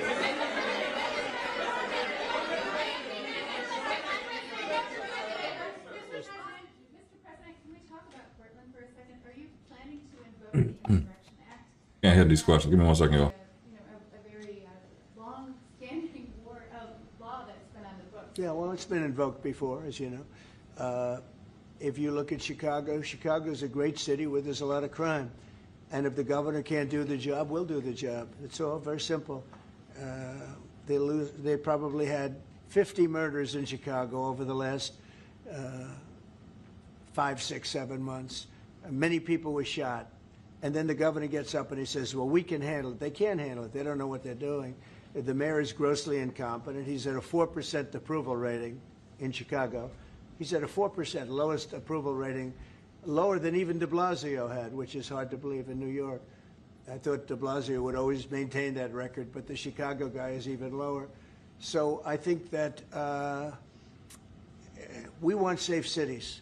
If you look at D.C., you would right now, Mark, you could go out, take your family out to dinner, you could walk right down the middle of the street. There is no crime in D.C. When I got here, this place was a raging hellhole where people would come from Canada, people would come from other places and end up getting shot. Nobody's being shot. The National Guard's been unbelievable. I mean, they are strong, tough guys. You know, we won something at the Supreme Court, which is a big deal, merit. Everything now in this country is merit-based. I didn't think I'd ever see it again. And we have our soldiers are merit-based too. And they're central casting. And they walk through that town, and I'll tell you what, this place is safe. It's beautiful. Now we're in Memphis, and the same thing's happening. You're getting the reports. The bad guys are saying, we don't want anything to do with this. And we're removing many people. In D.C., we took out 1,700 career criminals and sent them back to the countries from which they came, mostly led out by Biden and his people that had an open border policy. And, you know, Canada, you suffered because of that, too, because they come How many here times we got to talk about this open border policy into from Canada Biden? also. Like, So we're like like a buffer for 9, that. 10 months in. My bad. 10 months into that shit. What are you saying? Canada suffered greatly by Biden and the open border, the policy of open border, totally unchecked, totally unvetted. And these people were, you know, if you got 5%, 2%, now you were getting a lot of bad people. And we now have a closed border. Yep. You've done well. Yep. We have a closed border, and it's a really closed border. In fact, for 4 months, I don't even know if this is possible, but the figures were released. 0 people were able to come into the United States from the southern border. 0. And as you know, we've taken a very hard stand on drugs. This is also benefiting you. A lot of we call them the water drugs, the drugs that come in through water. They're not coming. There are no boats anymore. Frankly, there are no fishing boats. There's no boats out there, period. If you want to know the truth, we're saying, does anybody go fishing anymore? The fact is we knocked out, probably saved at least 100,000 lives, American lives, Canadian lives, by taking out all those boats coming in. So it's, and now they don't come in that way anymore. Now they'll come in other ways, and we're not going to allow that either. So we've done a great job on that. But on crime, Chicago's a great city, but you can't be a great city if you have murders and if you have a lot of problems, and they do. And they have an incompetent policy, just like they had open border policy, anybody could come in. They came in from prisons, they came in from mental institutions, drug dealers, they came in from all over the place, and we don't have that anymore. This country is becoming we're a very strong country. Look, financially speaking, I would say that because of the tariffs, because of the election, because of the policy, because of the great, big, beautiful deal, it's what I added the word great because it really is. It's the biggest It's the biggest bill ever passed in the history of our country. We don't need another bill. It's the biggest tax cuts, I mean, when you think no tax on tips, no tax on Social Security, no tax on overtime for the people.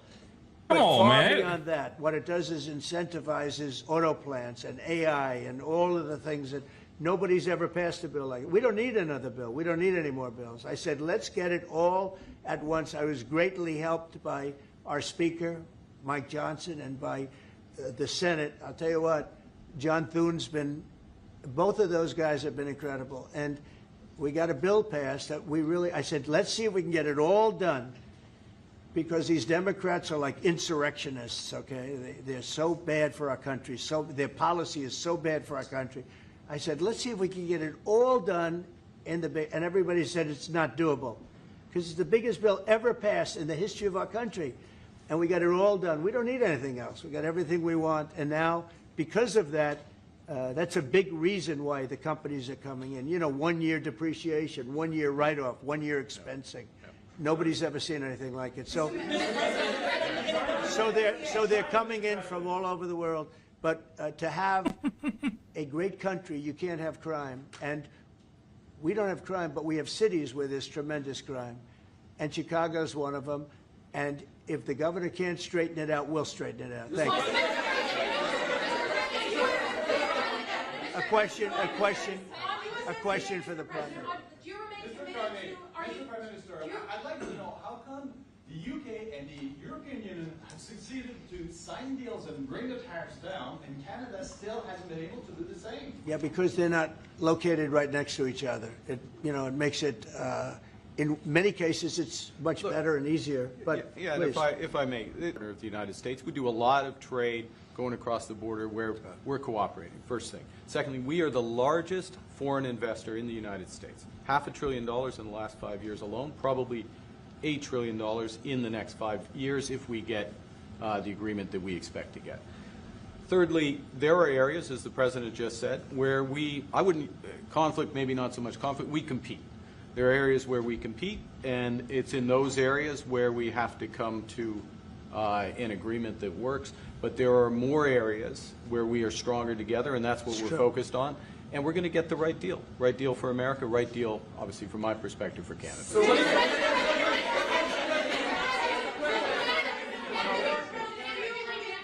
including one thing that, wait a minute, easy, wait.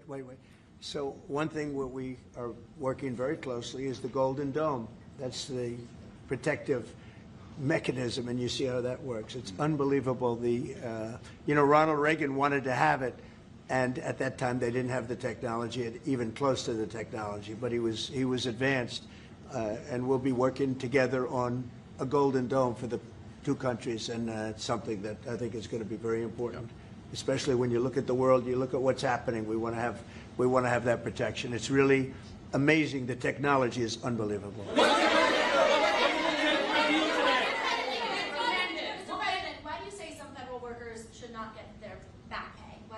Well, you're going to have to figure that out, okay? Ask the Democrats that question. Go ahead. Mr. President, just to follow up there, I mean, the law says that when the government is reopened, that workers will receive their back pay. So are you going to define the law? I follow the law, and what the law says is correct, and I follow the law. I'm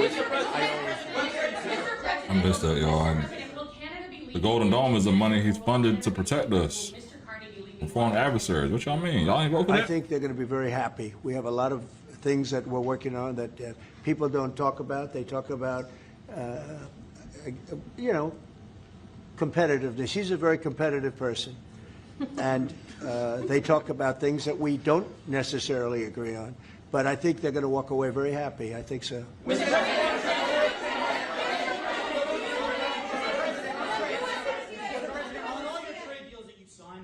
Minimum tariff that countries have got. When USMCA gets renegotiated, do you want a minimum tariff on goods between Canada and the U.S.?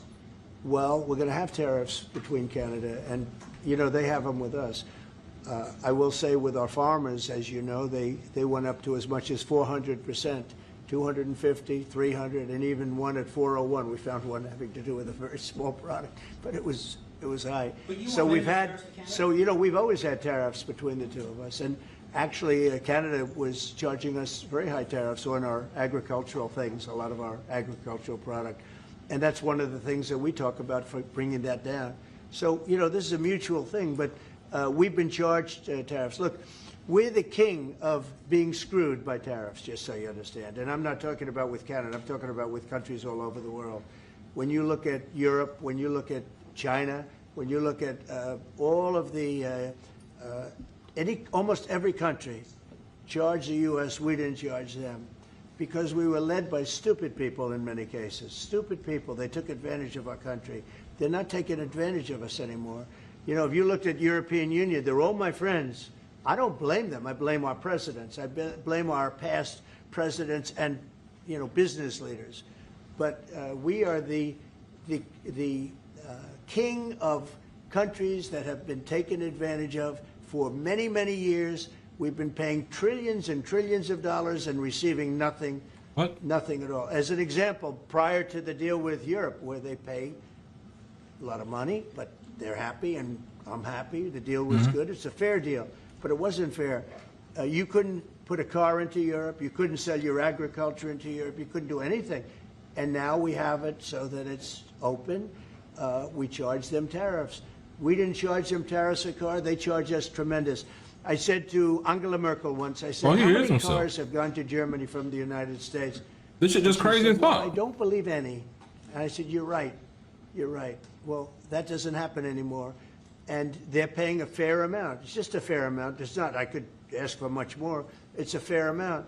But the United States now is using the same thing that they've used on us. And I just can't believe it's taken presidents so long to do this. And again, we're going to treat people fairly. We're going to especially treat Canada fairly. Hey, you got a good point, Dolo. So long where we get charged and don't charge them.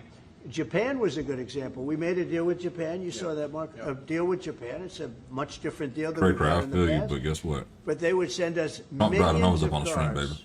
No I ain't gonna hold you. charge. We weren't allowed to send them cars. We Somebody gonna be here to no watch, and they gonna watch it with me sometime. I doubt you had one car go into Japan because we were restricted. They didn't want our cars.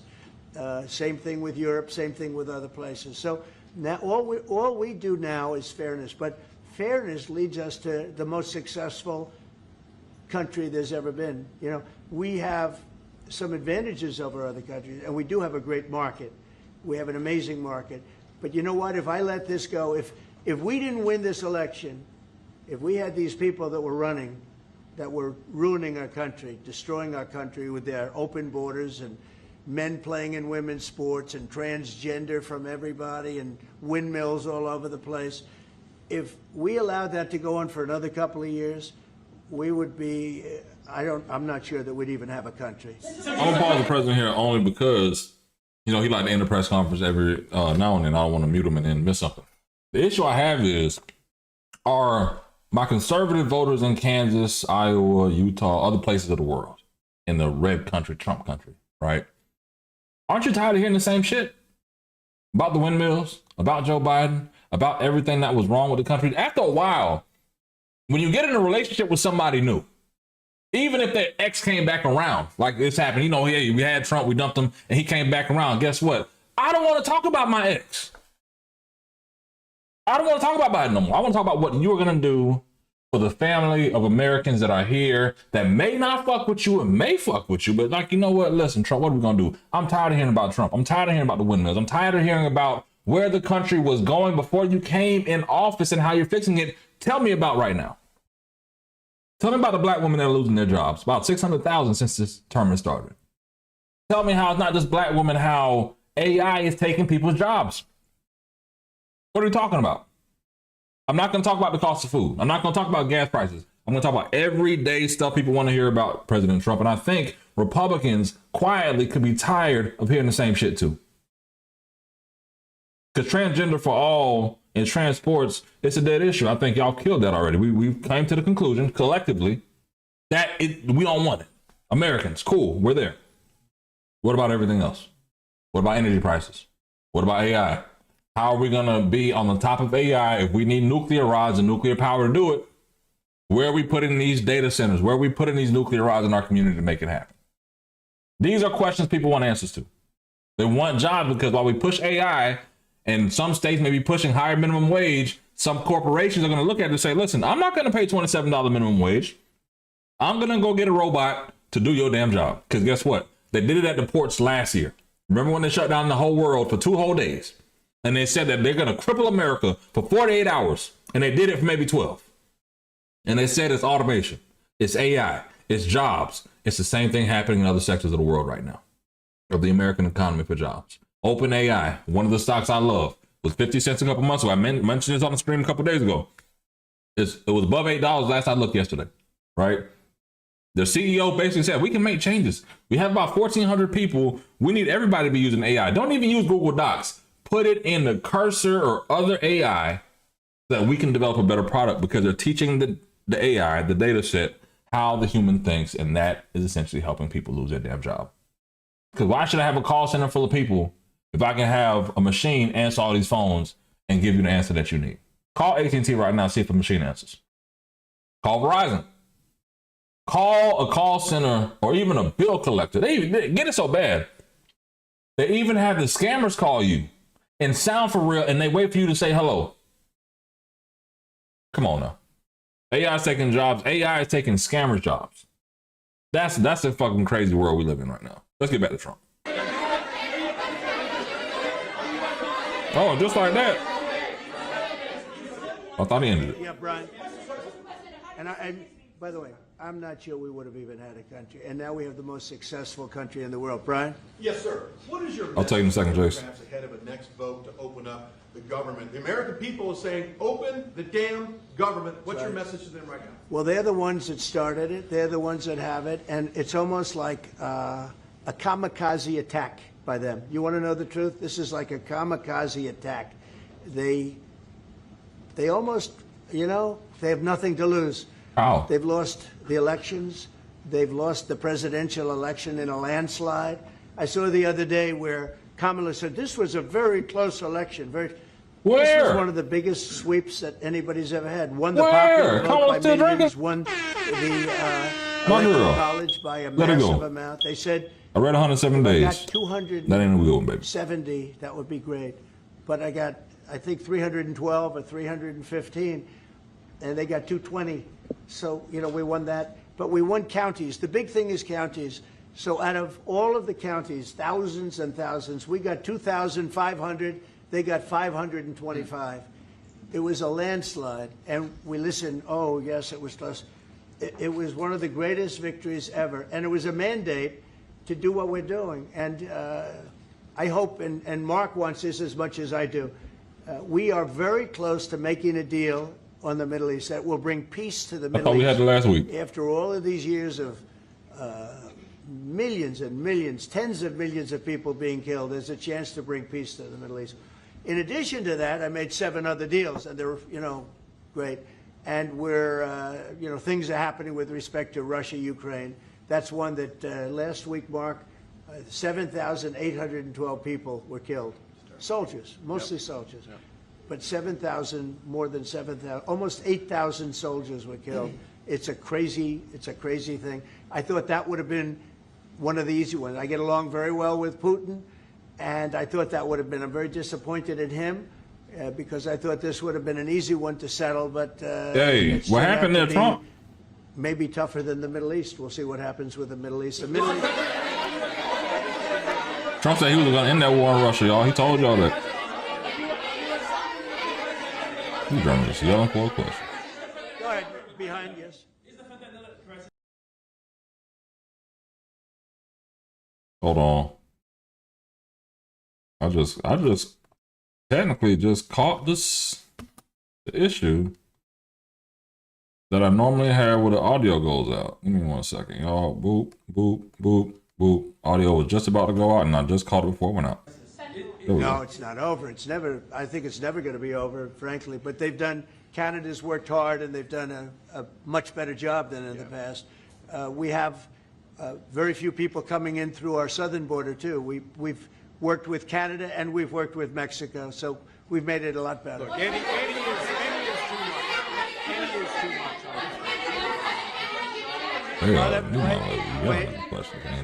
On fentanyl, any amount is too much. So we've gotten it down. It's down substantially. It's less than 1%, but it's, look, it's still too much. It's too much at home in Canada. A lot of people. Yeah, we got to stamp it out. On USMCA, are the two of you both committed to seeing it through in the renegotiation of that deal that you made? Well, we can renegotiate it, and that would be good, or we could just do different deals. We're allowed to do different deals if we want. We might make deals that are better for the individual What's your preference? countries.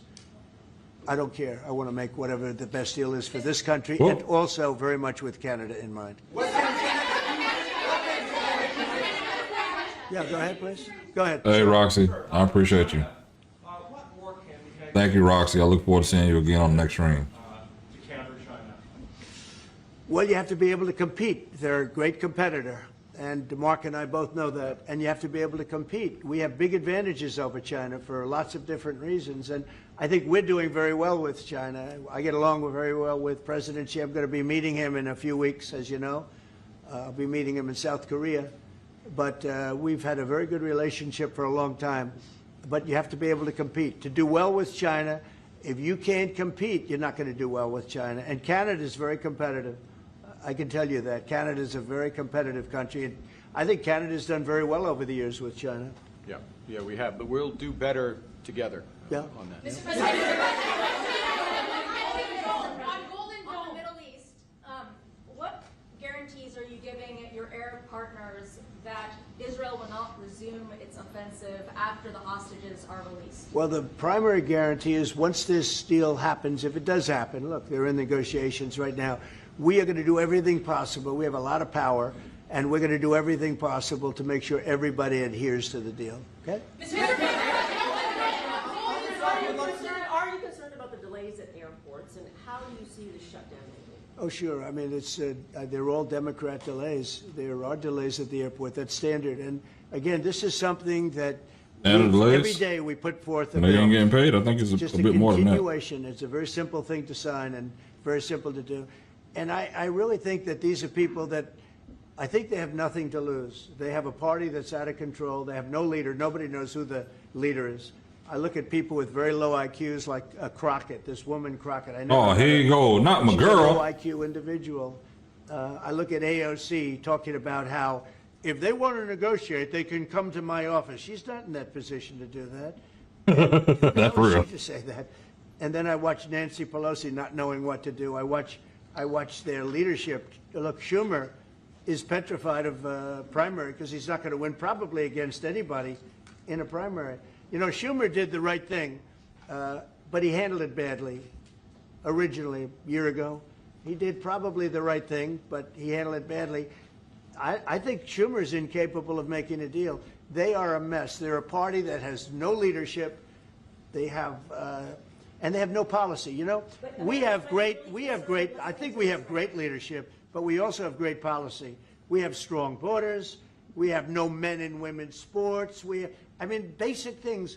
We're not going to take your child away and change the sex of your child. See, all this demonization and shit. It's the same old shit. Republicans, y'all not tired of hearing that? And they got away with it with all their woke crap, and now it's stopped. And we have a country that's based on... Again, he's about to say it's based on merit. Cool, got rid of DEI. But aren't we tired of hearing this? It's been 10 months of the same narrative. On top of maybe 11 months of it from last year. Republicans in the chat, Republicans watching this, wherever you're watching that, are you tired of hearing this shit? Because I would just want to know, is this what the fuck you voted for? To hear the same shit from your ex that came back to save you? All of us Americans. Let me know. Let me know in the chat, y'all. Is this what we voted for? Because I'm tired of hearing this shit because I don't remember George W. Bush, Obama. Well, Obama, yes. I'm going to take Obama back. Take Obama back. Right? I just don't remember somebody beating a dead horse like this for so long. And I could be in my own silo and like have tunnel vision at the moment and be corrected later, but it's just whatever. But they talked about Hunter Biden's laptop earlier in a congressional committee with Pam Bondi. She's still there. Common sense and strength and intelligence. I mean, we have the United States of America, and I say it all the time. Other leaders have told me this. Mark hasn't yet, but I think he would. A year ago, we were a dead country, and now we are the hottest country anywhere in the world. Yeah, it's hot as shit. It's about 100 degrees in the summertime. But because I do like Canada. But, you know, we're the hottest country in the world right now. There's never been a country that has the kind of money Global coming in. warming, There's the way never we do. been anything like this. There has never been a country that if you take $1 trillion, that would be unbelievable. We're going to have over $20 trillion invested in this country. There's never been anything like what you're seeing.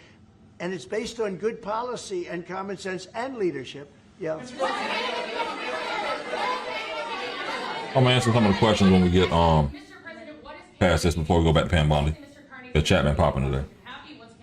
Well, you'll find out, but I think the people of Canada, they will love us again. Most of them still do. If you say only 25%, I assume a lot of them. I think they love us.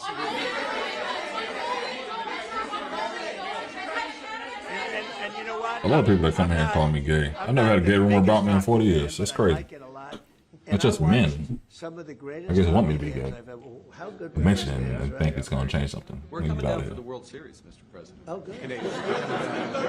By the way, your team is looking Okay. Global warming was fake bullshit. The losing Kamala idiot kept chanting. Okay. I guess the summers haven't been hotter. This is what I'll say to you before the president answers this. Don't just say it to me. Let's not talk about global warming. Let's take that out. Go talk to your energy leaders. If you are a municipal-owned, city-owned utility, an investor-owned utility, or a co-op utility, go ask them. You know what all utility companies across the country are saying? We have had the coldest winters and the hottest summers, and that has caused energy prices to rise. The coldest winters and the hottest summers. Now, you can take global warming out of it. Go ask your energy experts. And guess what? I'm an energy consultant. I'm not going to put out the name of my association because y'all trying to dox and shit. Like, fuck y'all. If you want to find it, you can find it. Whatever, right? But I'm a legislative chair for Energy Association in the third largest state in the country, Florida. Yes, that's me. Thank you for tapping into the stream. And I'm not going to say global warming, but go talk to your energy experts and ask them why we've had the hottest summers and the coldest winters and what that impact has been on your energy bills. That's it. I'm not going to get into the politics of it.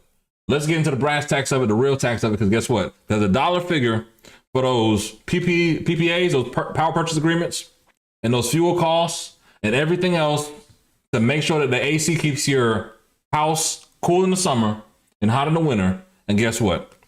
Those prices have gone up. So don't believe in global warming. Go talk to your energy experts. Not even me. Find somebody in your local community to do it. And guess what? They're going to have you realize, like, shit, why is my bill up? Because the energy prices. Let's go. Well, a deal would include dairy. I mean, it's going to include everything. We'll do a comprehensive. Have you identified programs to eliminate under this shutdown? Oh, sure. Which ones? We have a lot. I'm not going to tell you, but we'll be announcing it pretty soon. But we have a lot of things that we're going to eliminate and permanently eliminate. You know, one of the don't call it global warming. Just go find out what you want, whatever you want to label it. But label it that. Climate change, whatever. They made a big mistake. Just find out why the bill's going up and down. Billions and billions of dollars of waste, fraud, and abuse, and they've handed it, on a silver platter. And Russell Vogt, he's a serious person, very serious person. Absolutely not true. Okay, fine. Getting ready Thank to you, cut Evo. things. EB Polo. And this is something that was handed. Thank you for telling me that. And I was just on calls with professors at Cornell University, with other energy leaders throughout the country. And yes, all of them don't agree on the solution. Facts. But all of them believe that, guess what? We have a crisis right now. Because guess what? You also need power to charge AI data centers. And these data centers basically take up more power than most major cities in America. So guess what? We're there. Regardless of where you want to be at, global warming, climate, go ask your energy providers why the bill's going up and down. Let's go. To us by, I assume. It snowed in Florida last year. I just don't know if Schumer has any. Somebody said, hold on, wait. Anymore. Somebody said it's having hottest winters. It snowed in Florida last year. It snowed in Florida last year. I'm gonna leave it there. You couldn't drive in certain cities because people didn't have snow tires, and the cities weren't equipped for that. It snowed in Florida last year. Kiss my ass. I look at your leadership. I don't know who to speak to. I'll tell you what. I'm getting calls from Democrats wanting to meet. I never even heard their names before, and they're claiming to be leaders. The Democrats have no leader. What are people talking about? They remind me of Somalia, okay? you know? New And Orleans, I met too. the president of Somalia. I told him about the problem he's got. I said, you have somebody from Somalia who's telling us how to run our country. She's from Somalia. He said, would you like to take her back? He said, no, I don't want her. He said that last week. You know who I'm talking about? To leave. He said that last week. Say it again, please. How many permanent jobs are you talking about? That's old news. Well, I can tell you, I'll be able to tell you that Oh, in 4 or 5 days. there's a book of If this Sean keeps Robert. going Oh, on. thank you, Bill. If this let me keeps check. going on, it'll be substantial. And a lot of those jobs will never come back. But you're going to have, you're going It to could be here. You're I don't gonna see have the a lot book. closer to a balanced budget. Is there a booger for real? Y'all see it?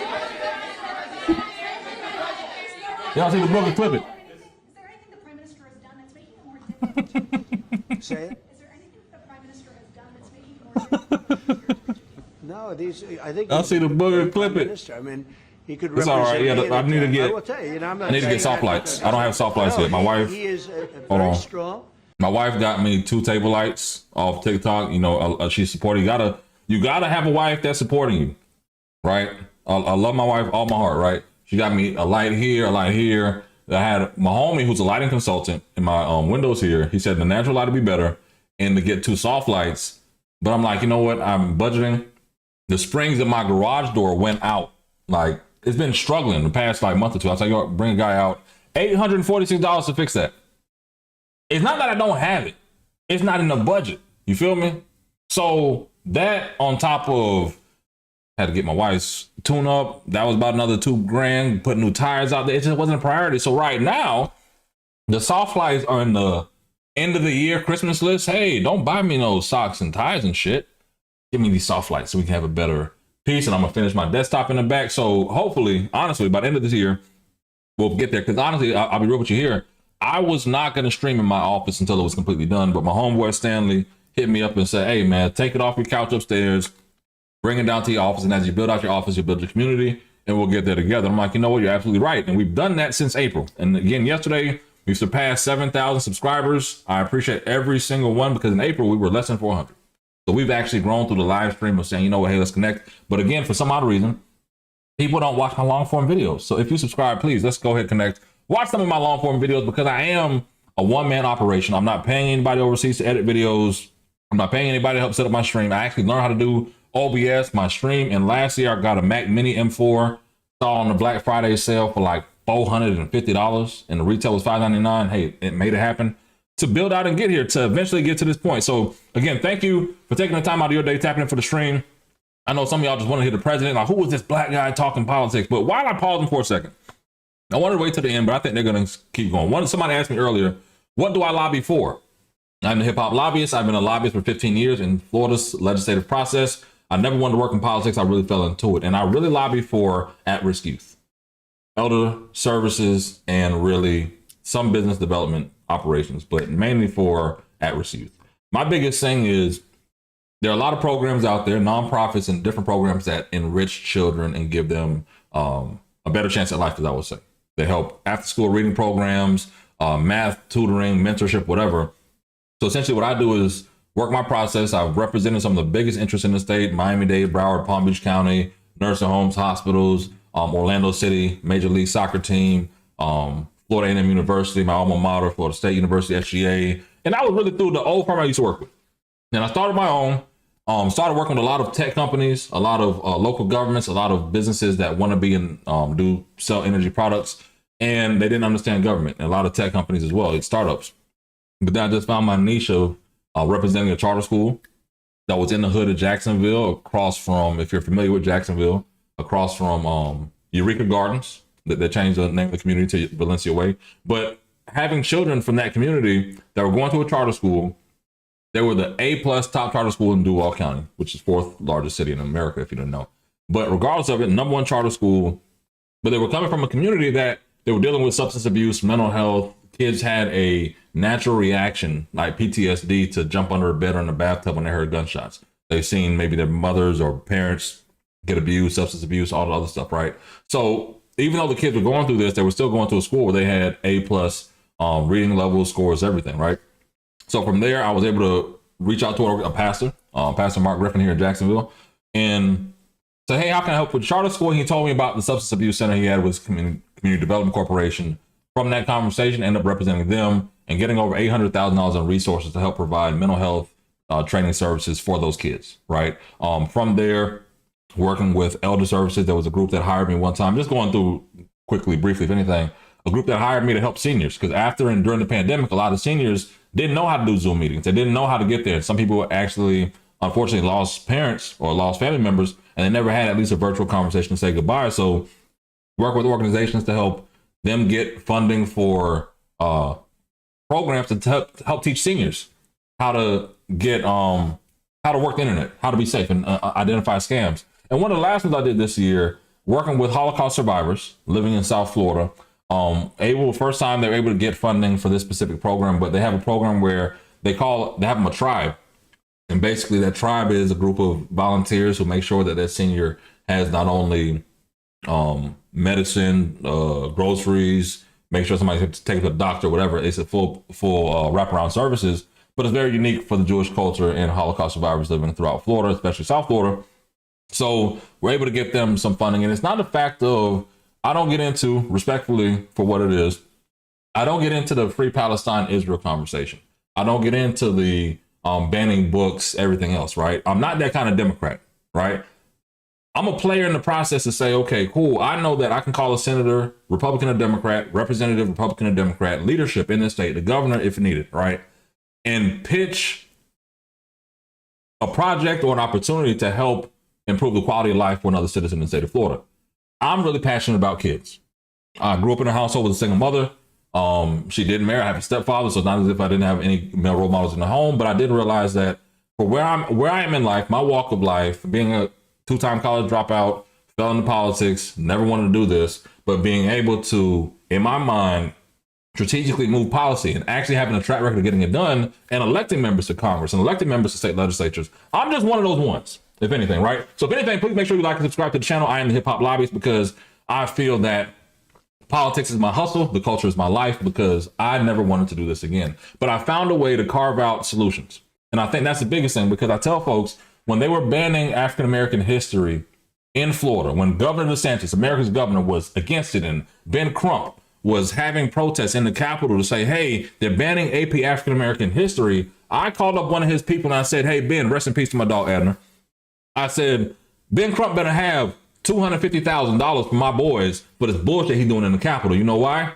Because it just drew down their first allotment, and you decided to put my boys on the front cover street. Because, you know, I claim my clients, right? On the cover of the damn New York Times just so you can get a fucking headline, right? That's the shit I don't like. I don't like black poverty pimps who sit here and just cry racism, sit here and just cry bullshit without a solution, right? I'm in a solution-based business. As a lobbyist, I have to educate an elected official. I have to understand where staff is. I have to understand where the tax dollars. I have to understand process. And from process, I can go actually get things done. So my biggest thing is, a lot of people only hear what a lobbyist is. They don't know lobbyists are sports agents for politicians. We are sports agents for politicians. We get deals done for our clients. So the biggest thing to me is, collectively, not getting caught up in the narratives of Democrat, the narrative of being black, the narrative of being Republican, a black Republican, whatever. I've heard I'm an Uncle Tom. I love it, right? Whatever. The people take time out of their day to be here to criticize me. But to the main point, I feel God's destined his will for my life to take this path to understand something that a lot of people don't do, right? I'm not beholden to nobody. I'm not working for the fact of, hey, somebody's putting a battery in my back for me to go rah-rah Democrats, right? I'm not doing that shit. I've done it before. It's over. What I've realized is, when you go elect somebody to your state legislature, they get there and they don't know shit for the first 6 years. They don't know the process. They have promises, but until that 6th year, they realize that, okay, this is how you play the game, but then you have term limits. You'll be out in 8. So you got to be effective in those 6 years. I also know when they get to Congress, and they know the game different. They maybe serve for 10, 20 years, 16, whatever, right? And then from there, they get to Congress, and by the time they get to Congress, it's not about the issues, because they talk about healthcare, education, Medicare, Medicaid. Cool. You know what the issue is? Fundraising for the Democrats, fundraising for the Republicans, and helping both parties find ways to be in power so they can blame the other party for the bullshit. That's why I helped create this platform. That's why I said, you know what, Phil? I had a client that canceled a contract at the top of April. I posted about it yesterday, not naming the client, former client.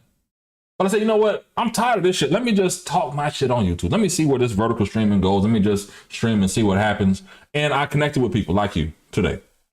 I'm taking time out of your day to not only watch Pam Bondi, watch Donald Trump, but hear a little bit about me. Who is this black guy calls himself a lobbyist? What do you lobby for? Who do you care about? I hope I shared with you in this soliloquy some of my values. And more than anything, as I took this little break, please make sure you like and subscribe. Share the channel. Tell your friends about the channel. Because I had 2 clips that went viral last week, or week before last. And I feel that I'm quietly like turning the corner. I actually threw it in AI. I'm gonna stop in a second here talking, rambling. It said that I guess for what I'm doing, it's great to be a non-celebrity. For the numbers and attraction, like there's some celebrities out there and some well-known people who can't get 20 or 30,000 people on a live stream. We've had over 67,000 people here today. 300 of y'all still tapped in with me, but I've talked enough. I think y'all maybe got a good glimpse of me and who I am for now. But regardless of it, thank you for tapping in. Let's get back to the president and get back to Pam Bondi. Thank you, man. Very good leader. He's a nice man, but he can be nasty. He can be very nasty. Maybe as nasty as anybody. How? I think Canada. Let me put it this way. I can tell you this because I deal with lots of leaders all over the world. He is a world-class leader. He's a man that knows what he wants. And I'm not surprised to see that he won the election and won it substantially. And I would think he's more popular now. He's a good man. He does a great job, and he's a tough negotiator. So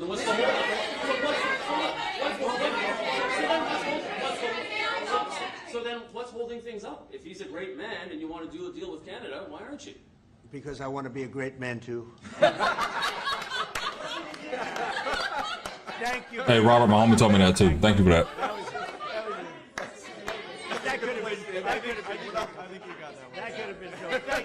Thank you very much.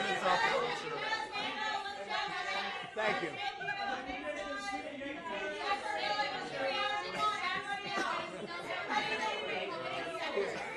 Thank you very much. Hard to finish on a better note. All right, that was it for that. Let's go back to Pam Bondi. Ask you a couple questions about that because I feel like we have got to get a handle on this. Despite the overwhelming evidence that the political violence threat right now comes primarily from the left, the media just won't do it. They won't go along with it. They cite a few ridiculous studies to say that right-wing political violence is the main problem. For example, one of those studies was written by an Antifa-affiliated professor. Parker, I appreciate you. And others count classes on prison gang, and the others Karen, count classes on prison gang violence as right-wing political violence, but refuse to count anything from the 2020 Summer of Love. Antifa attacks, like the ones that set off the explosive outside Michael Knowles' campus speech. We need good data. We need good data here. Will you commit to having the Department of Justice and the FBI research and release a public report on left-wing political violence? Yes, Senator Schmidt. Thank you. I also want to. I'm gonna go back to Cory Booker in a second, y'all. Antifa has laid siege on federal buildings and officers in Portland during the 2020 riots. Your predecessor, Merrick Garland, dropped virtually all the cases against these defendants. You recently issued a new charging memo instructing federal prosecutors to aggressively pursue Antifa and other radical leftists wreaking havoc on our cities. What can you do to ensure that the various U.S. attorneys' offices follow through on your instructions?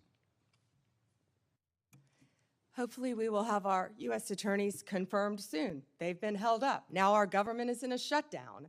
Yet our prosecutors are still working. Getting all of our U.S. attorneys confirmed would be a huge step forward, Senator Schmidt. But yes, our attorneys throughout this country will be focusing on that. And I want to thank you too. So I talked to you during your confirmation hearing and also with Kash Patel of sort of, you've talked about your two pillars, which is to end the weaponization and to get back to actually crime fighting. God bless. Like that is something that the American people support, despite what you hear from the other side of the dais today. And in those conversations, we talked about you and Kash Patel getting field agents out in the field and doing the work of law enforcement. I said, I've got just the place for you in St. Louis. And St. Louis has now received the largest per capita infusion of permanent FBI agents anywhere in the country, and they're working hand in hand with local law enforcement. That's what happens when you have State leaders work with federal partners to crack down on something I hope we could all agree is a scourge for our communities, which is violent crime. But that is not, you know, J.B. Pritzker, I guess he wants his moment. These Portland people want their moment of defying Trump. It's crazy to me. We should all be unified in this effort of making sure our laws are enforced and taking on violent crime. But I will say, in closing with this, because you referenced the shutdown, it's the same motivation. The same thing that motivates J.B. Pritzker to stand in front of the podium and defy Trump is the same motivation I hear from my Democrat colleagues now in this shutdown. It's not about anything other than the fact, and this is a clean CR. This is what they have lectured us on making sure we do 13 times in the last 4 years. This is about appeasing an increasingly radical base to prove that they're willing to stand up to President Trump. And I don't know how we get through all this unless there's a real reckoning on the other side about that reality. But in the meantime, I'm glad you're doing what your job is, which is to be the chief law enforcement officer of this country, focusing on violent crime and keeping our communities safe. Thank you. Thank you, Senator Schmidt. And despite what they're saying on the other side of the aisle, our agents are out there working tirelessly every day to make America safe. And that was Donald Trump's directive, and we will make it happen.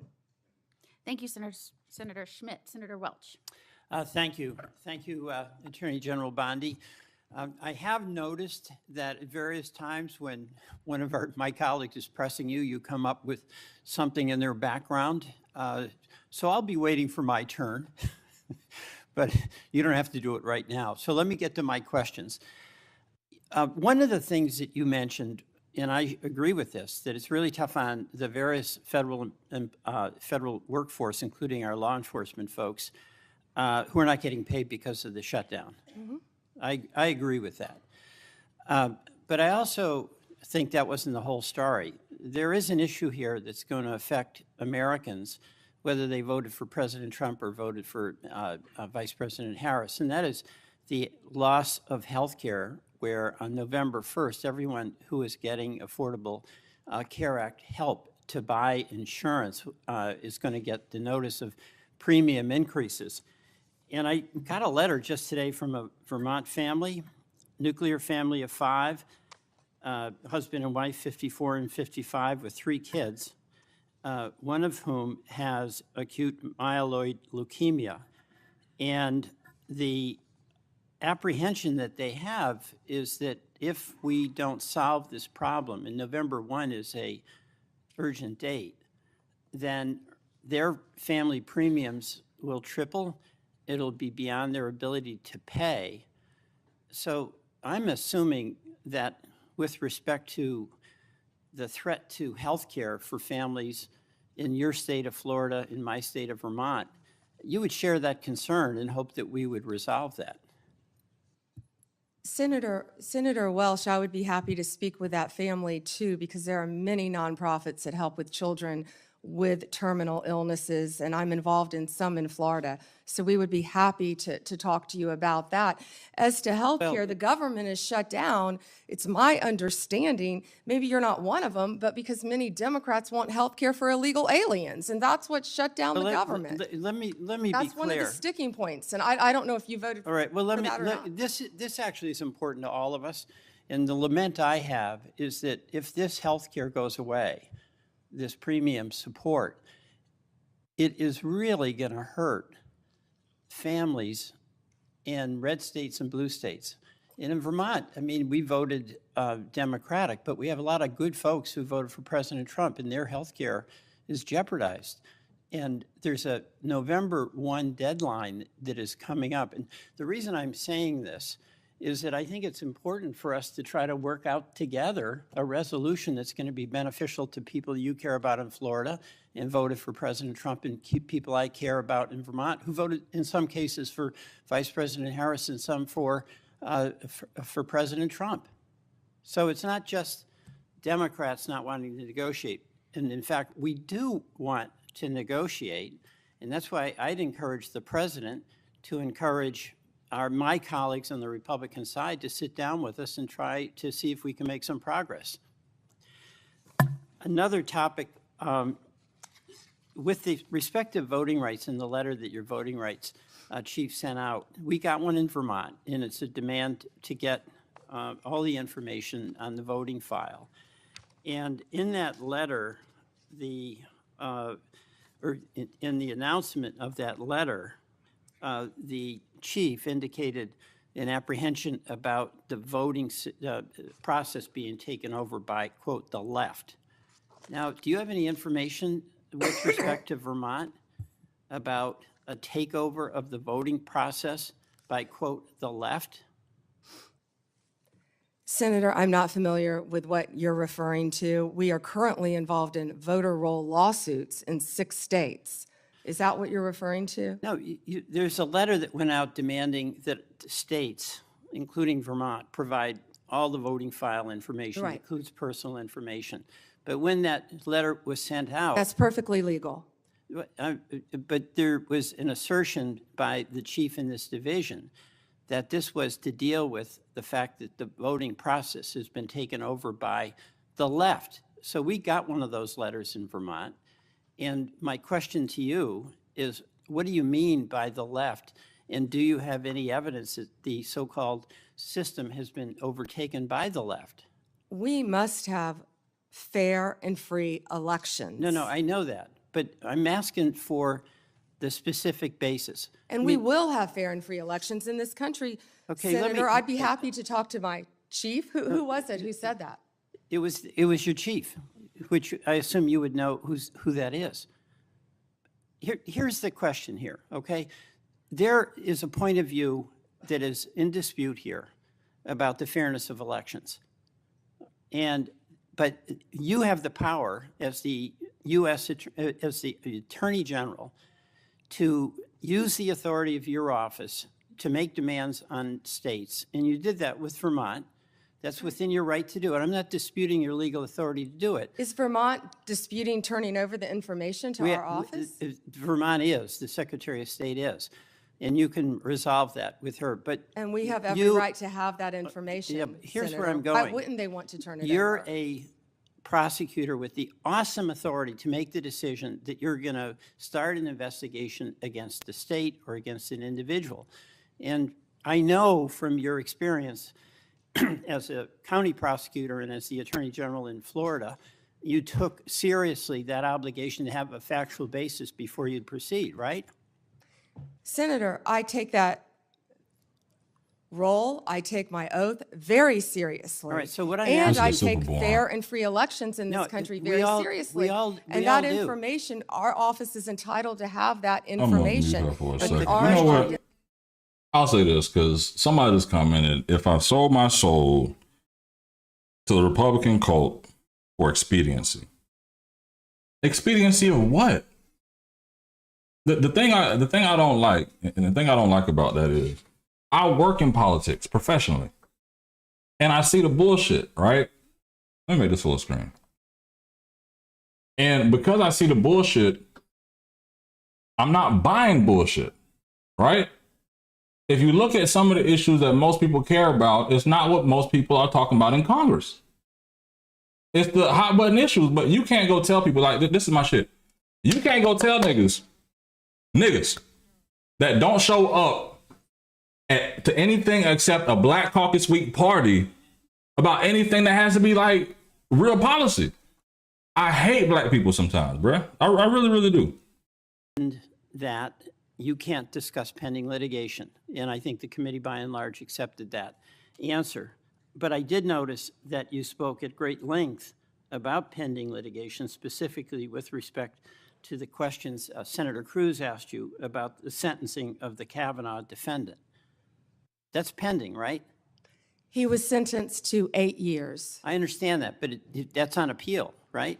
We will be appealing. Right, so that makes it pending litigation. So No, you made an that exception was with respect Tombstone. That was to somebody Cruz who's on question. Instagram with the bullshit. I hope they didn't hear the shit, bro. It just pissed me off. That you said were pending litigation from any. I just don't understand where Those were people facts see that comments came where I don't out even at say the shit and they say some sentencing asinine hearing. shit like, You're welcome to see am I the caping for the transcript of the motherfucking sentencing No, I hearing. understand Because I posted that. one fucking Republican, Details of shut the what they fuck threatened to up. do to God damn, y'all piss me Justice off. Kavanaugh and other justices. I condemn what that person did. That was the sentencing.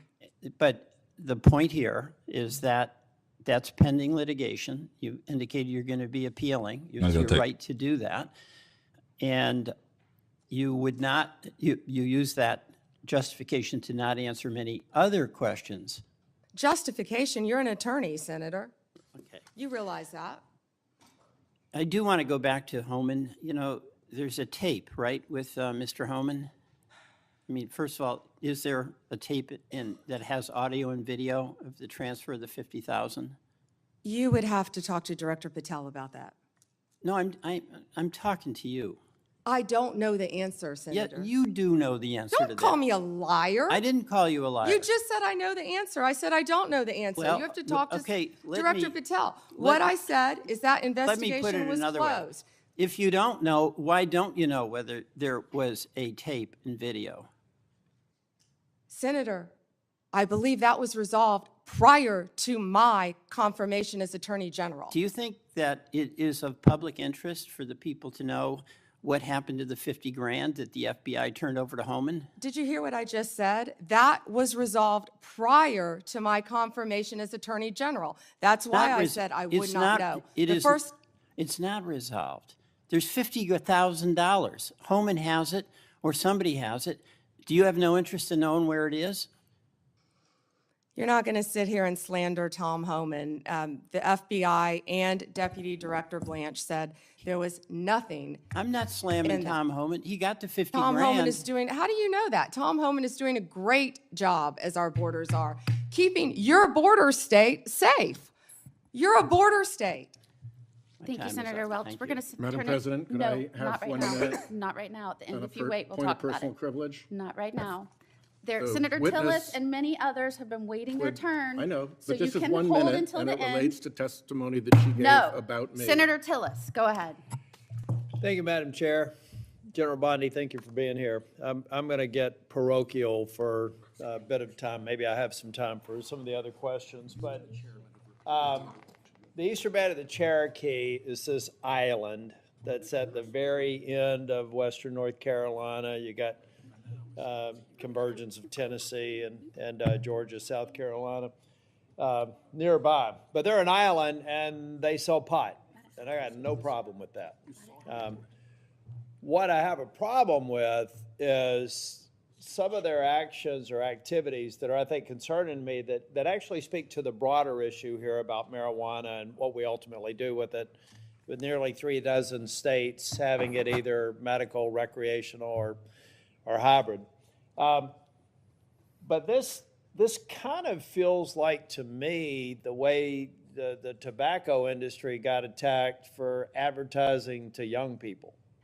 We already know, incidentally, that we got a vape problem around here, particularly among young people. And Madam Chair, if I may, I'd like to seek unanimous consent for letters from the Sheriff's Association and the Federal Law Enforcement Officers Association Foundation citing the serious problem we have here with illegal vapes in this country.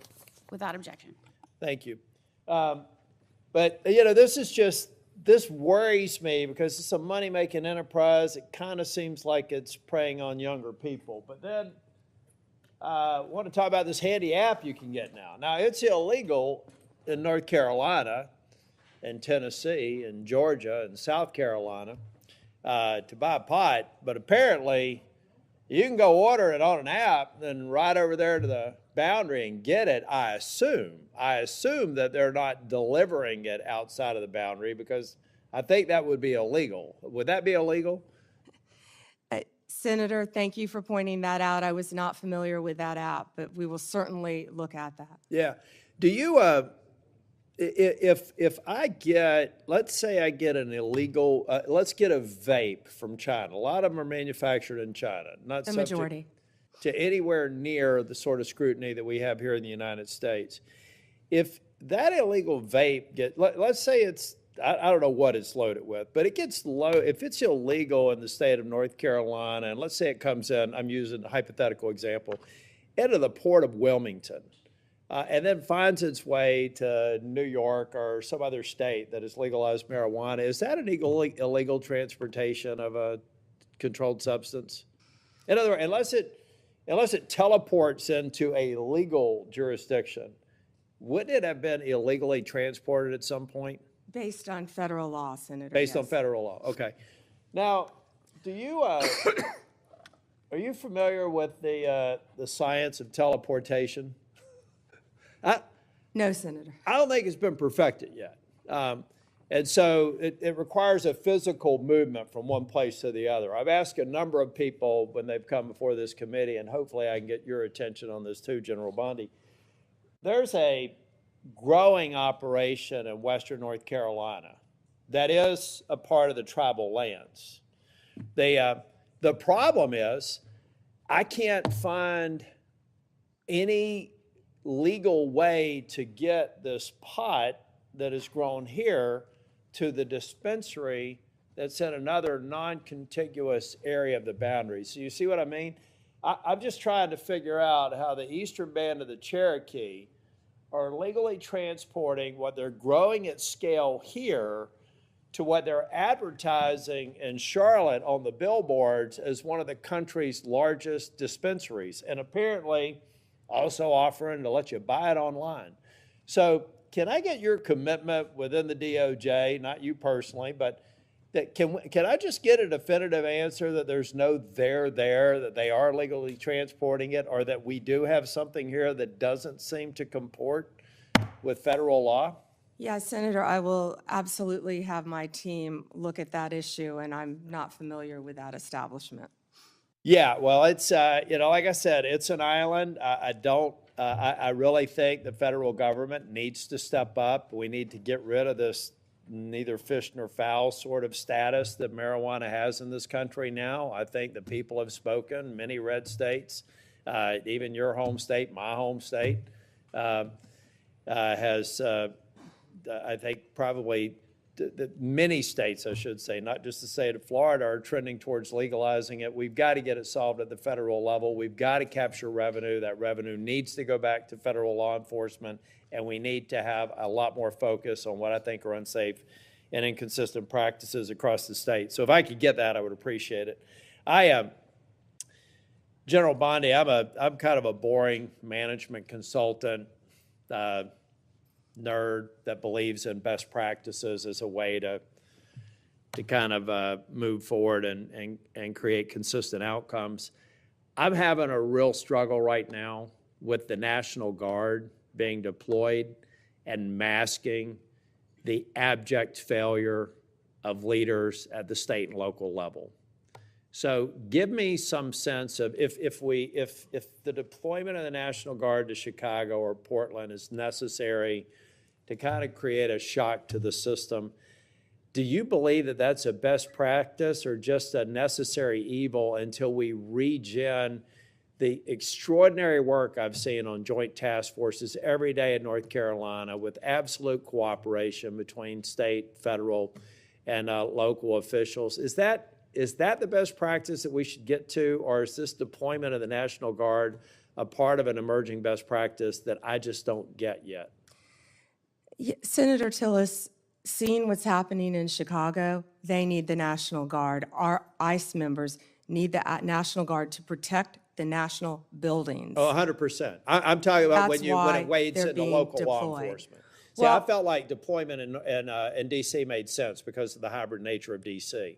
What I'm saying is outside of that defending federal buildings and federal law enforcement, addressing, I think you mentioned over 500 murders in Chicago, it would just seem to me that all those 571. bums should be thrown out in an election. And are we masking an underlying problem that will come back the minute we leave? That's what I'm talking about. Not the protection of federal buildings and federal law enforcement officers, but almost the sense of they become an arm of local law enforcement. I don't consider that a best practice. It doesn't sound like you do either. Well, I don't believe our National Guard want to be doing that, but they're going to be where they have to be to keep Americans safe. In Memphis right now, the highest violent crime rate in the country.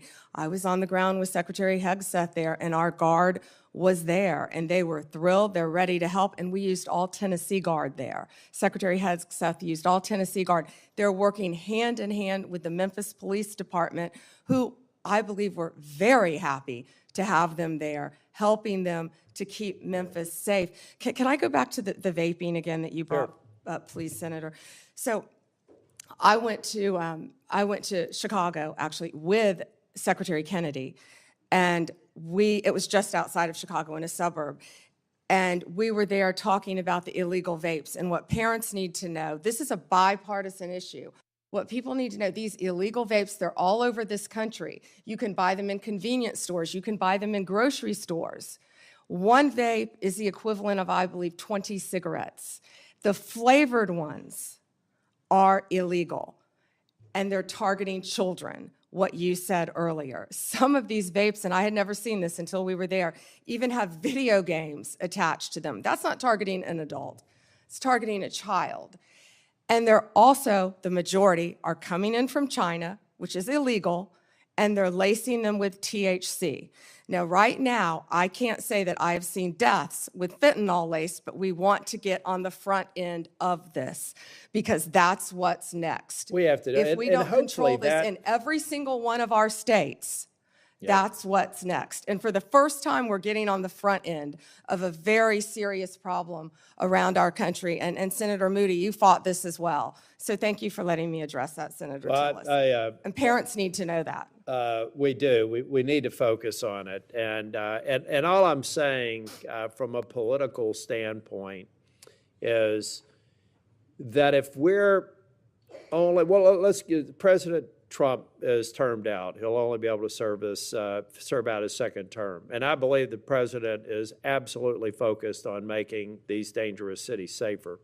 I reject any notion that Charlotte's on that list, by the way. So whether you're a Democrat or Republican, bring it on. But I see 3.5 years from now, if we don't address the systemic problems, that what we've basically done is given a governor and mayor and city councilman a pass on failing to protect their people. I was formerly Speaker of the House in North Carolina. If I thought I had to have the president deploy troops to keep North Carolina safe, I would have considered myself a failure as a state leader. And so I just hope we strike the balance so that we're not fixing a problem temporarily, only to come back maybe even worse than the problem we're fixing the moment this president who's committed to local safety leaves. And that's something that we have to talk about. So we're leaving something behind. And I'm going to yield back. Thank you. Senator Tillis. Senator Schiff. Thank you, Madam Chair. Attorney General Bondi, at your confirmation hearing in January, made a clear commitment you would not politicize your position. We are here today at your first oversight hearing 9 months into your tenure, at a time when hundreds of career prosecutors have quit because they were required to take unethical actions at odds with that promise, or feared that they would have to take such actions if they remained on the job. When over 1,000 former federal prosecutors have sounded the alarm about the unprecedented degree to which the powers of DOJ are being abused to go after the president's enemies. I approach this hearing with a heavy heart. As a former federal prosecutor myself, I served in a department that, whether it was under a Democratic or Republican president, would never use the office to go after the president's enemies or to hide the corruption of his friends. But today, the Justice Department has been used to cover up the possible corruption of the mayor of New York, or of a high-level administration official taking $50,000 reportedly in cash in a bag, or a child sex predator who befriended the president and some of his cabinet members. And instead of preventing partisan weaponization, your department has engaged in a brazenly political prosecution at the president's explicit direction.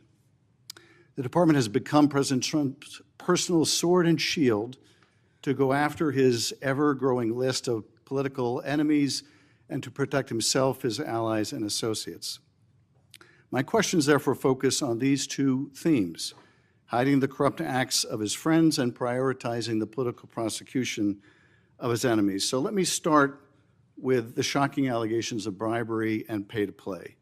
2 weeks ago, 4 major media outlets reported that Tom Homan, the president's top deportation official working in the White House, took $50,000 in cash in a bag from undercover FBI agents in September 2024, just over a year ago. According to these reports, Homan indicated he would facilitate securing contracts in exchange for money once he was in office in a future Trump administration. Reportedly, this exchange was caught on tape. Rather than pursue this investigation without fear or favor, the department and the FBI under your leadership or that of your predecessor before you confirmed quietly shut it down. Once news broke, your deputy and FBI director issued a joint public statement confirming that the Trump administration closed the investigation.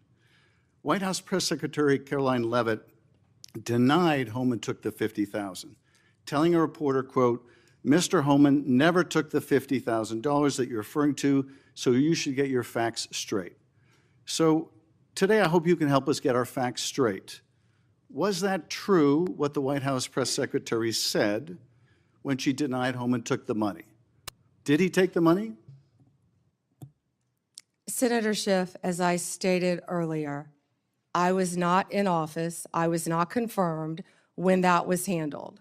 So does that mean... Deputy Attorney General Blanche and Director Patel said that there was no evidence that Tom Homan committed a crime. Yet now you're putting his picture up to slander him. No, I'm putting his picture up showing an interview he gave with, I think, Fox, in which he was asked explicitly about these allegations that he took a $50,000 bribe, and he refused to answer. He said he didn't answer the question whether he took the money, so I'm asking you the question. Did he take the money? Senator Schiff, I answered that question multiple times. And frankly, Well, I don't think, with respect, I don't think you did. But in case I just didn't hear you, what is the answer? Did he take the money? Senator Schiff, that happened prior to my confirmation as Attorney General. I said that. Do you know, sitting here, whether he took the money? All I know is that Deputy Attorney General Todd Blanche and FBI Director Patel said there was no case. And Caroline Leavitt is one of the most trustworthy human beings I know. So and, was she, Senator Schiff, if you worked for me, you would have been fired because you were censured by Congress for lying with your we can stipulate to, you can stipulate to all your personal attacks on the Democratic members of the committee. Personal attacks? You've been attacking my FBI director. You've been attacking my office. You've been attacking. But what we're interested in, borders are. What we're interested in is the answer to these oversight questions. You were asked by my colleague. You were asked by my colleague. Attacking good people. Regular order, Madam Chair, so I can ask a question. You were asked by my colleague from Vermont whether you will support providing a video or audio tape, if it exists, of Mr. Homan taking $50,000 in bribe money from the FBI. Will you support a request by this committee to provide that tape or tapes to the committee? Yes or no? Senator Schiff, you can talk to Director Patel about that. Well, I'm talking to you about it. You're the Attorney General. This will be your decision. Will you support? You don't have to tell me what is my decision and what is not my decision. I said you can talk to Director Patel. You don't have to try to. You think you've got a gotcha with Tom Homan, our borders are. Excuse me. Who's been out there fighting for our country since Donald Trump took office. I'm trying to ask a question. Regular order, please. And you don't have to defer to the FBI director to pass the buck. So I'm asking you, will you support a request so that the committee, or indeed I believe the American people, should be able to see that video or audio tape? Will you support that request? Will you apologize to Donald Trump for trying to impeach him? I guess the answer is you won't support that request. After you now know that Joe Biden tried to cover up Hunter Biden's involvement with Ukraine. Let me do this, because I think it's valuable that the American people get a sense of what you've refused to answer today. So these are just some of the questions you refused to answer, or have answered with personal attacks on members of this committee. You were asked whether you consulted with career ethics lawyers, as you promised you would do during your nomination hearing, when you approved the president receiving a $400 million gift from the Qataris. You refused to answer that question. You were asked who or what role you may have played, or who played the role in asking that Trump's name be flagged in any of the Epstein documents gathered by the FBI. You refused to answer that question. You were asked whether Homan kept the $50,000 bribe money. You refused to answer that question. You were asked whether Homan paid taxes on the $50,000 bribe money. You refused to answer that question. You were asked, did career prosecutors find insufficient evidence to charge James Comey? You refused to answer that question.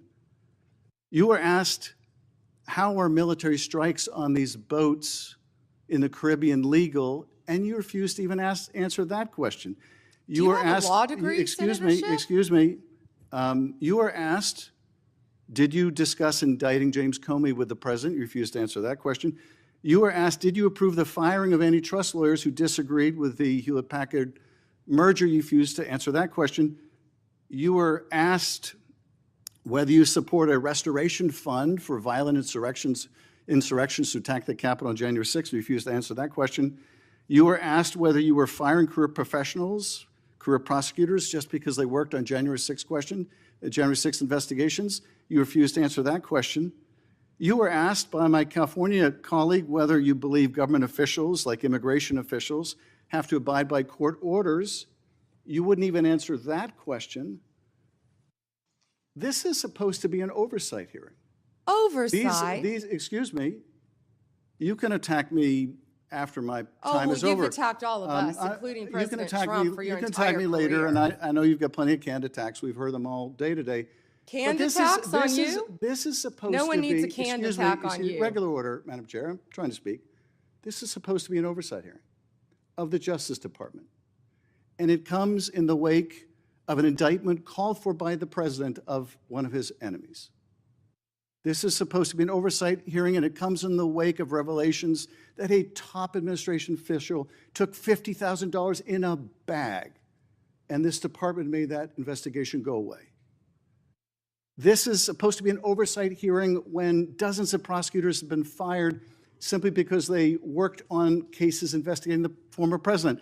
This is, and now What the current about the president. fires in California? And Do you this care is about that, supposed to Senator be, Schiff? this is supposed to be an oversight hearing in which members of Congress can get serious answers to serious questions about the Are the riots in LA serious? About the cover-up of corruption, about the prosecution of the president's enemies. And I think you owe the president an apology. When will it be your entire career, that the members of this committee on a bipartisan basis demand answers to those questions My bad, Joe. refuse to accept Clearly you're a failed lawyer because you don't understand when excuse someone me, can and cannot refuse answer to a accept question. personal slander as an answer to those questions. Personal slander? With Will that, you Madam apologize Chair, to Donald I yield Trump back. for slandering him? Personal slander. Senator May I ask unanimous consent, Madam Chair, to introduce into the Thanks, record Joe, for stepping in. the statement of 1,000 former Justice Department officials who warned that the Comey indictment is a democracy-threatening abuse of power. May I also request unanimous consent for the introduction to the record of 282 former career officials at the Justice Department raising an alarm who were voluntarily or involuntarily forced to leave the department because of improper actions taken by the Department of Justice. May I introduce with unanimous consent the Justice Department manual that talks about when initiating and declining charges are subject to impermissible considerations. And finally, Madam Chair, may I introduce the letter for Michael Ben-Ari, a career counterterrorism prosecutor, DOJ, a letter he nailed to his door, which concludes by urging officials to do the right thing for the right reasons, to follow the facts and the law, and raises the alarm that the decision to remove experienced career officials from U.S. attorneys' offices, the FBI, and critical parts of DOJ undermines our country's abilities to counter terrorist organizations, malign nation-state actors, and countless others that seek to harm our nation and its citizens. And he believes that the priority is prosecuting the president's enemies or are you admitting? rather than Ms. protecting the Bondi, country. one moment. May I have unanimous Are you- consent are to you enter entering these that into the record? Without objection. Thank you. I yield back. Senator Brett. Senator Moody, may I clarify one thing he entered in the record? I just want to say that I believe he entered a letter by 200 and something former employees. Well, I believe the spokesperson for that letter was also the spokesperson for Jack Smith. Senator Brett. Thank you, Madam Chair. General Bondi, I want to talk to you about the next generation. I want to talk to you about our kids, people who don't have a seat at the table but need us to fight for them tirelessly. When you look at this, I see a couple of different buckets of ways that bad actors are taking advantage of our children, and in some of the most extreme situations, we lose that child, whether to death or to self-harm, and I think we owe it to them to do something about it. So first is social media. tell me, what are you doing? I have sat across from a number of parents who have talked to me about their child either falling victim to sextortion, different schemes that are online. We also know that there is an element of human trafficking that comes here. Let's start with social media. What are you doing to hold bad actors accountable, to track them down, and to keep our kids safe? Senator, first, thank you for bringing that up. This, I believe, is what an oversight hearing should be about. Thank you. Not yell, oh, he's gone already. He comes in and leaves. This is what an oversight hearing should be about, trying to help parents and children online. Yes, Director Patel has been doing a great job. The FBI, we have an entire unit. Not only that, our National Security Division is working internationally. Well, and I want to talk about that too, because I think a lot of this comes from overseas. Yes. And so whether it's these schemes, the sextortion schemes, et Yes. cetera, it's happening off our shores. How are you connecting the dots there? And then additionally, let's look at human trafficking. And you find a number of times people are lured into this from posts on social media. I believe that that is a global trafficking ring. I would like to speak to what are you doing to make sure you're holding those people accountable and getting to the bottom of it, finding bad actors and making sure that we're keeping these children safe. Senator Britt, we have made countless cases around this country, and many of them have involved global international defendants. In fact, we've been extraditing some of them back. As many as we can get, we're bringing them back to this country. That's how we're holding them accountable and locking them up for as long as we humanly can lock them up. And Director Patel, our National Security Division, have been working tirelessly on that. We have entire units working on that. I think the most Do you feel important- like you've made better strides than we saw over the last 4 years? We have made incredible strides. I'm sorry, I don't have the statistics in front of me, but yes, we have made, I'll I would provide love to those get you. those from you. I want to make sure that we are doing that. I also obviously have worked diligently alongside Senator Blackburn and so many others to put the proper guardrails in place when it comes to social media to prevent these things from happening to our children, allowing them to still thrive online, but knowing the threats that are out there, it is incumbent upon us to actually do something about it. So I hope that those different pieces of legislation that would help keep kids safe, help give you additional tools, I hope that this body and ultimately Congress will take those up. Can I add something to Yeah, that? sure. That parents also, I always say your child has no right to privacy on the internet. And parents need to monitor what their kids are doing. Now, we all know that even elementary kids, school kids, so many of them have cell phones. Because they're at school, they're latchkey kids, they're riding the bus home. So many children have cell phones, but parents, you have to monitor. There are safeguards you can put on the phone, but you have to monitor I also what your think kids that- are doing on the internet I as do well. think that there is some accountability that needs to be held even with social media providers. because Absolutely. I know that, for instance, we had a judiciary subcommittee hearing where we heard from parent after parent whose child had, bought something online that they thought to be maybe a different type of drug. My It was bad, laced y'all. with Just had to fentanyl. do a little They bit of died. work That at the was same happening time. on a We working on storefront. stream. And a small business Appreciate in y'all tapping America, in. we Check would the shut chat. that Y'all storefront know the down. chat was We must do more to pretty hold live, not only bro. the bad actors online, but Thank y'all also for the tapping in people and who watching. allow it to happen accountable. And I hope that you'll commit to work with me on that. I wholeheartedly agree. Thank you, So Senator. staying in that vein on parents, looking at illegal gaming across, again, this is a global thing, offshore illegal gaming. We have found that young men in particular have been targeted when it comes to betting and being involved in this legal gaming. We're finding that through whether it be advertisements or things that are directly targeted to get them addicted and get them pulled in and addicted on that. When it comes to illegal gaming, will you commit to me to taking a look at what is exactly happening offshore and also how they are utilizing different spaces to actually go after our children, getting them addicted, and ultimately pulling them in? Certainly, and I'm also sure the FBI would welcome working with you. Wonderful. And then last but not least on that same vein, and you touched on it earlier when one of my colleagues asked you about this, but vaping. So if you're a parent and you're sitting here looking, Chinese vapes have, this is a real issue. You spoke a little bit about what you are worried will come next in this space. What are you doing to get to the bottom of that, and how are we going to make sure that these don't infiltrate our markets and ultimately don't end up in the hands of our children?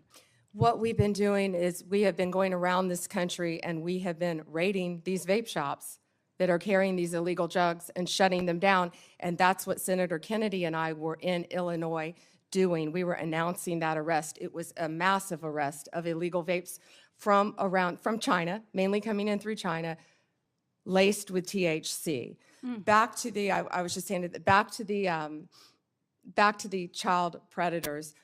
Since January 20th, we have made 2,580 child exploitation cases, Senator Britt. That was the number I was trying to get my hands on. Wow.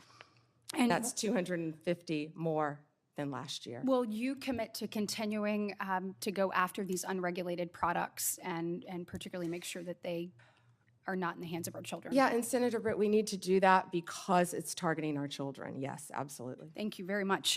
Today is obviously the second anniversary of the horrific attacks on October 7th. And this morning I had an opportunity to listen to stories of some individuals that had been held hostage, some of the families that will never get their loved ones back, and some that are hoping that there is a resolution soon and they once again get to embrace their family member that they have not seen in over 700 days. It was a reminder of, one of them said, you know, I can breathe, but I can't live until this is resolved. And we know in addition to this horror and nightmare that they have been living for the past 2 years, we have seen a rise in anti-Semitism here on our soil. When we said never again actually has to mean never again. And I know that you and I spoke about this briefly when you were in front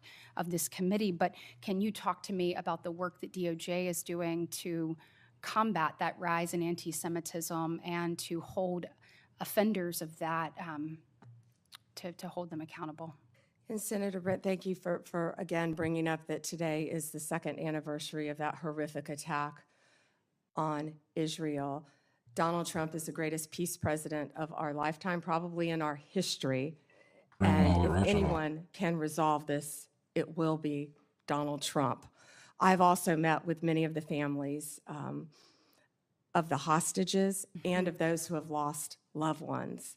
We are combating anti-Semitism throughout this country, not only through my Civil Rights Division, and we haven't really talked about Harmeet Dillon a lot today, but Harmeet Dillon runs our Civil Rights Division, and she is working with Leo Terrell, and they are combating anti-Semitism around this country. We have an anti-Semitism task force that we're forming. Do you mind getting me an update on the progress that that task force has made, please? Sure. Okay, thank you.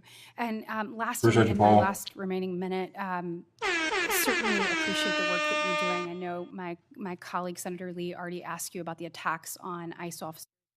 Thank you for working to keep our federal agents safe, federal law enforcement safe. So thank you for the We talked about work Epstein you're doing files. there. Hold on. We talked about Epstein files earlier in the committee hearing. They haven't gone back to it for the most part. We did miss Cory Booker's testimony. If you had been on this stream, I can go back to him and then catch up to this. But more than anything, I did take a break, had a couple phone calls. But thank you for taking time out of the day to catching the stream. Let's make shit happen. I almost had a comment from someone you respect that kind of caught me off guard. And I was like, bro, what are you talking about? I'm not part of a cult. I'm on there, man. What are you seeing that is your biggest success stories and your biggest challenges you have to working to try to resolve crime throughout the country? Well, right now, the biggest challenge is that the federal government is shut down, but we're not letting that become a challenge because But if all you're of our agents are open-minded, working they're gonna call tirelessly. you a coon. And If you're I did open-minded, almost they're gonna call you real-time Uncle Tom. If you're updates open-minded, they just knock from on my the mic. What the agencies, fuck you have Rob to say to me? Sakata, who's the Telling you, Deputy that's the Director facts. of ATF, Kash Patel and Dan Bongino at FBI, Terry Cole, at DEA, Gadi Serralta with our U.S. Marshals, and all of our great team of lawyers. And we are working nonstop to combat crime. That's Donald Trump's only directive to me, is to make America safe again. And that's what we're going to do in this country, Senator Britt. Well, thank you for your commitment and any best practices you have or ways that you have found to tackle challenges that are effective. Please let us know. We certainly want to see every community across our state and our country safe, and we appreciate yours and President Trump's commitment to doing that. Thank you, Senator. Thank you, Senator Britt. And I will just say thank you to our witness who has been sitting here for now for 4.5 hours without a break. I think maybe a little bit under the weather. And you have outlasted pretty much everyone here but Senator Britt and myself. So thank you for being here today. I'm in good company. Well, certainly coming in behind someone as strong and as passionate and as committed to doing the right thing and to justice. When you served as Attorney General in Florida, that was certainly a high bar that you set, and I was honored to come in after you as the Attorney General. You've touched on so many of the issues that you fought for in Florida that you are still fighting for now here in Washington, and whether that is protecting our children, protecting our law enforcement officers, protecting the rule of law. All of these things, your experiences, both personal and professional, are playing into how you are standing strong for what this country was built on in this role. And I, for one, am proud not only to be here as a United States Senator, the most junior member of this committee, but to be here and working in Washington right now with the honor of serving as a senator and watching this administration and certainly you bring this country back to its bearing, that we are a nation that is a government for the people with the consent of the governed. And if we are going to protect life, liberty, and their opportunity to pursue happiness, we have to guarantee safety. It has to be a mission. And that starts in our communities and our states. And I think what people are missing is the federal government has a set of laws that it is working within federal jurisdiction, that it is incumbent upon them to execute and enforce within the states.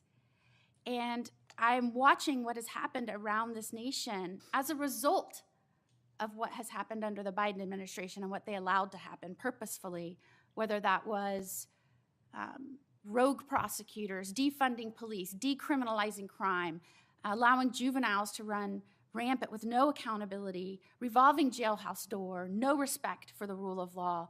It goes on and on and on. And you're seeing that now playing out in the cities around this country. And what is very terrifying, and I think you would agree, is this is not your Democratic Party of yesteryear, where we might have said they're soft on crime. This is now a Democratic Party who is offering support for and encouraging obstructionist behavior, threats of violence against law enforcement. And as the wife of a law enforcement officer, as someone who's committed my own life as a federal prosecutor, attorney general, now as a U.S. senator, it is and a judge, thank you. I think I had to demonstrate that a little bit earlier. It is horrifying to me that where we used to talk about differences in policies, where one party was thought to be tough on crime and one party was thought to be soft on crime, we're not talking about the fundamental ideals and structure on which this country was built. And I have been horrified watching the partnership between a governor in Illinois and a mayor in Chicago, and the collaboration, some might say the corruption, and the rhetoric they are using. And I have to say this because I think for somebody like you and somebody like me, it makes you extraordinarily concerned for the success and future of this country. Pritzker, he uses words like, this is an unconstitutional invasion of Illinois, militarized CBP and ICE agents to the street of Chicago to cause violence and chaos in the city. And I quote, Pritzker, people are getting detained, they're getting arrested, US citizens, making it a war zone. Pritzker, it's a war zone, and they are using tear gas and chemical agents at peaceful protesters. Pritzker, they are waging war on our people. Pritzker, we must now start calling this what it is, Trump's invasion. Not to be outdone, though, by Johnson, who says that, and I quote, law enforcement is a sickness, We have a rogue, reckless group of heavily armed mass individuals roaming throughout our city. Johnson, ice lies and people die. Johnson, the Trump administration must end the war on Chicago. Johnson, in the coming weeks, we will use this as an opportunity to build greater resistance.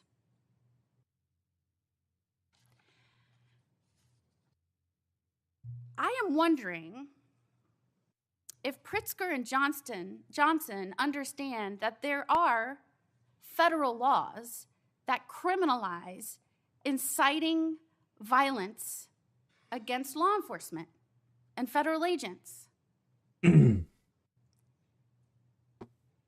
am wondering if they are concerned at all about what their speech is doing and the danger it's putting not only federal agents in, that, by the way, swore an oath to protect other people, but the danger it's putting the citizens of their community in.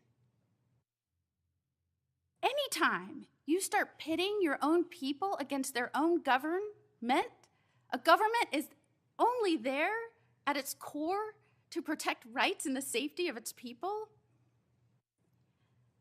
that is incredibly dangerous. And I hear this rhetoric, and I think to myself, every foreign adversary of the United States of America in this country is saying thank you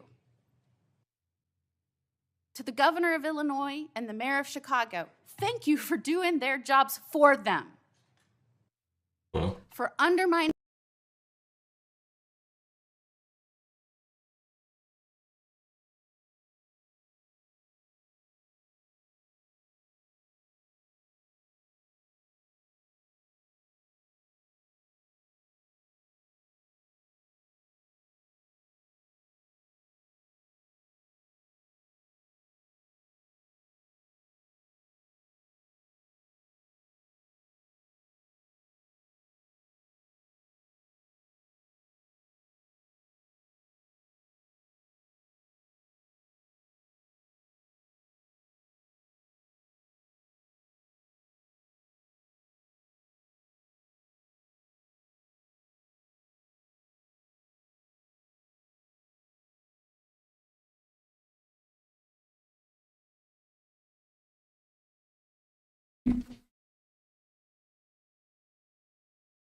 plan was to step back and let the border be overrun when nobody believed that was happening.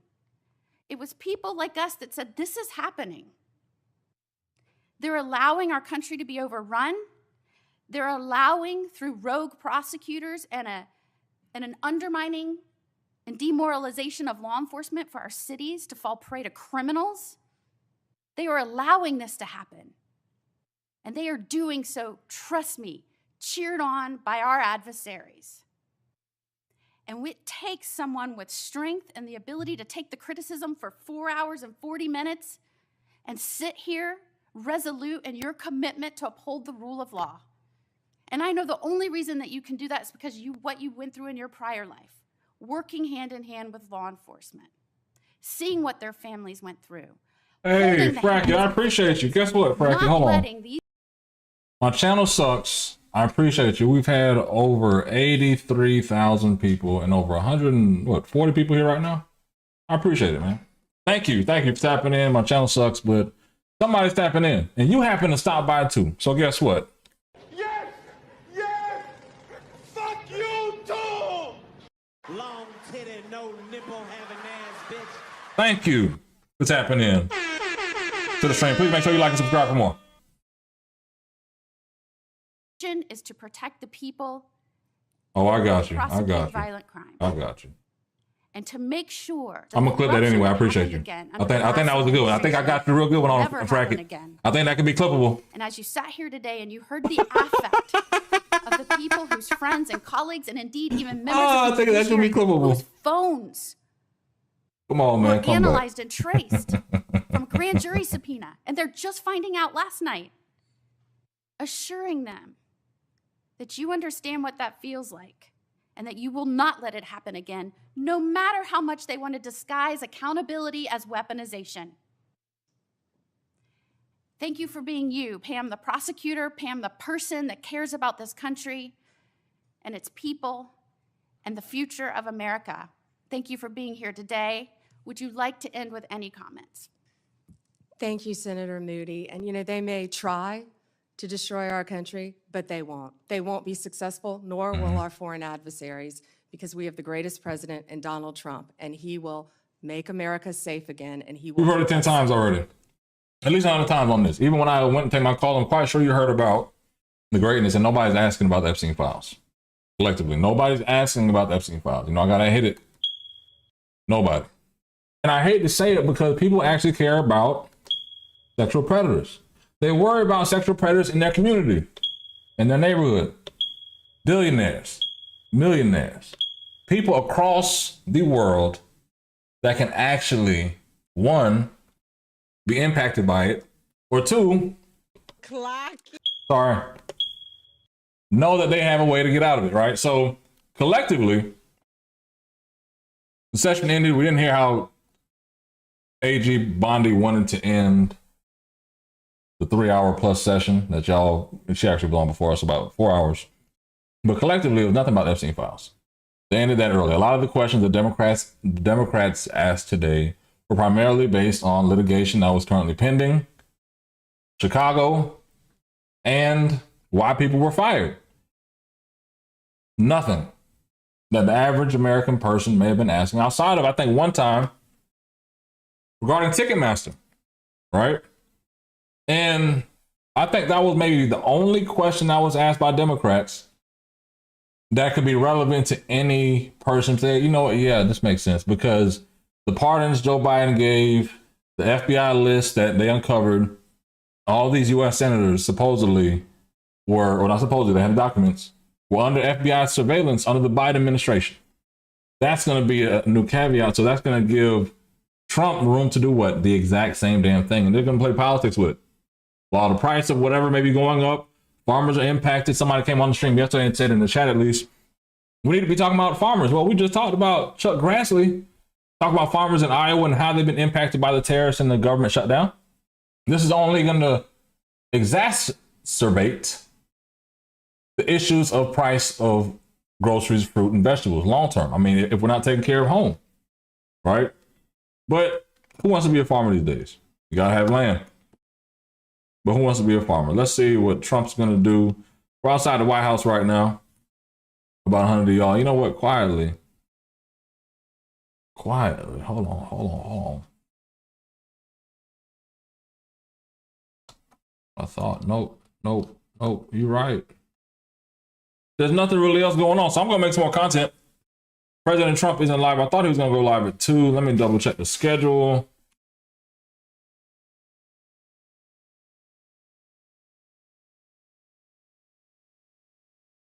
No, it's a closed press meeting. So yeah, we're going to wrap up.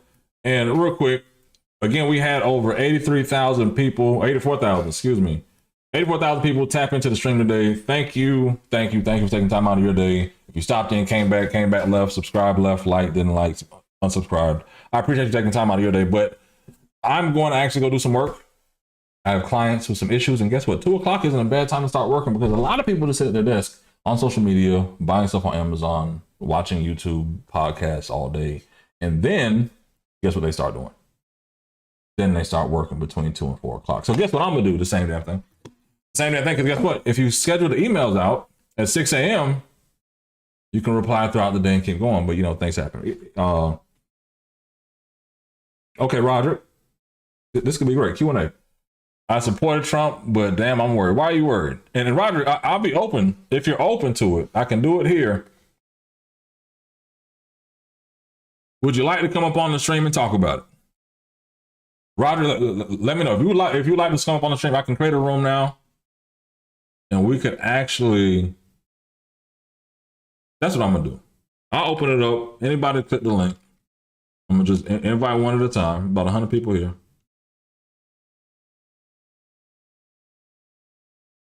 I got a little time. I got maybe 30 minutes. Roderick, Hit the link. Let's try to get you in. Let's try to get Roderick in the stream, y'all. I had the issue with audio last time. Actually, Roderick. Shit, nah. I'm trying to think. We use Google. Fuck. Can't have you put your email in the chat. Roger, how about this? We're gonna connect on Discord. Offline. Let's connect offline. Actually, here's what you do. You have Instagram, I suppose. Go to Hip Hop Lobbyist on Instagram. Send me a DM. I'm gonna drop my channel link here for you in the chat. We're gonna schedule this out. Actually, let me go be consistent. And actually, do some work, Roger. Right? Hit my DMs on Instagram. Let's lock in a time. I'm gonna set it up because I just want to make sure the audio is right. I don't want to invite you up and then the audio is not working. All of a sudden, I'm talking to myself. People hear a good debate, good conversation, and we have nothing we can use to clip and go. You know what I'm saying? So I'll be open to that. For someone again who supported Trump, maybe 20, 30 minutes. If you need that long, at least come on the platform. We'll go from there, and maybe have some other guests up. I'm trying to get my Discord together, so hopefully I have a Discord that can. I'm gonna check Perplexity, whatever AI I need, because I've been doing everything solo, right? I'm the own producer of this show, this YouTube channel at least. But inviting people up to have a conversation, and then realistically say, okay, from wherever you are, Tennessee, Kentucky, people all over the world, get in and say, okay, cool. How can we connect? How can we learn and at least have some kind of real dialogue about the solution rather than just the issue, right? So that's what I commit to y'all. I was hoping to do that around 10,000 subscribers. We're gonna do it before that. But anyway, Roderick, hit me up on Instagram. I'll be looking for your DM, and then let's schedule something. I don't know if I'll stream later tonight. I have some content to cut up, but either way, I appreciate every single one of y'all tapping in for the stream today. Again, over 84,000 people tapping in, and I just want you to know. All I ask is when you lay your head on that pillow at night, I gave you everything I had. All right, appreciate every single one of y'all. Y'all have a great day. I'll be back on. I am out. Thank you.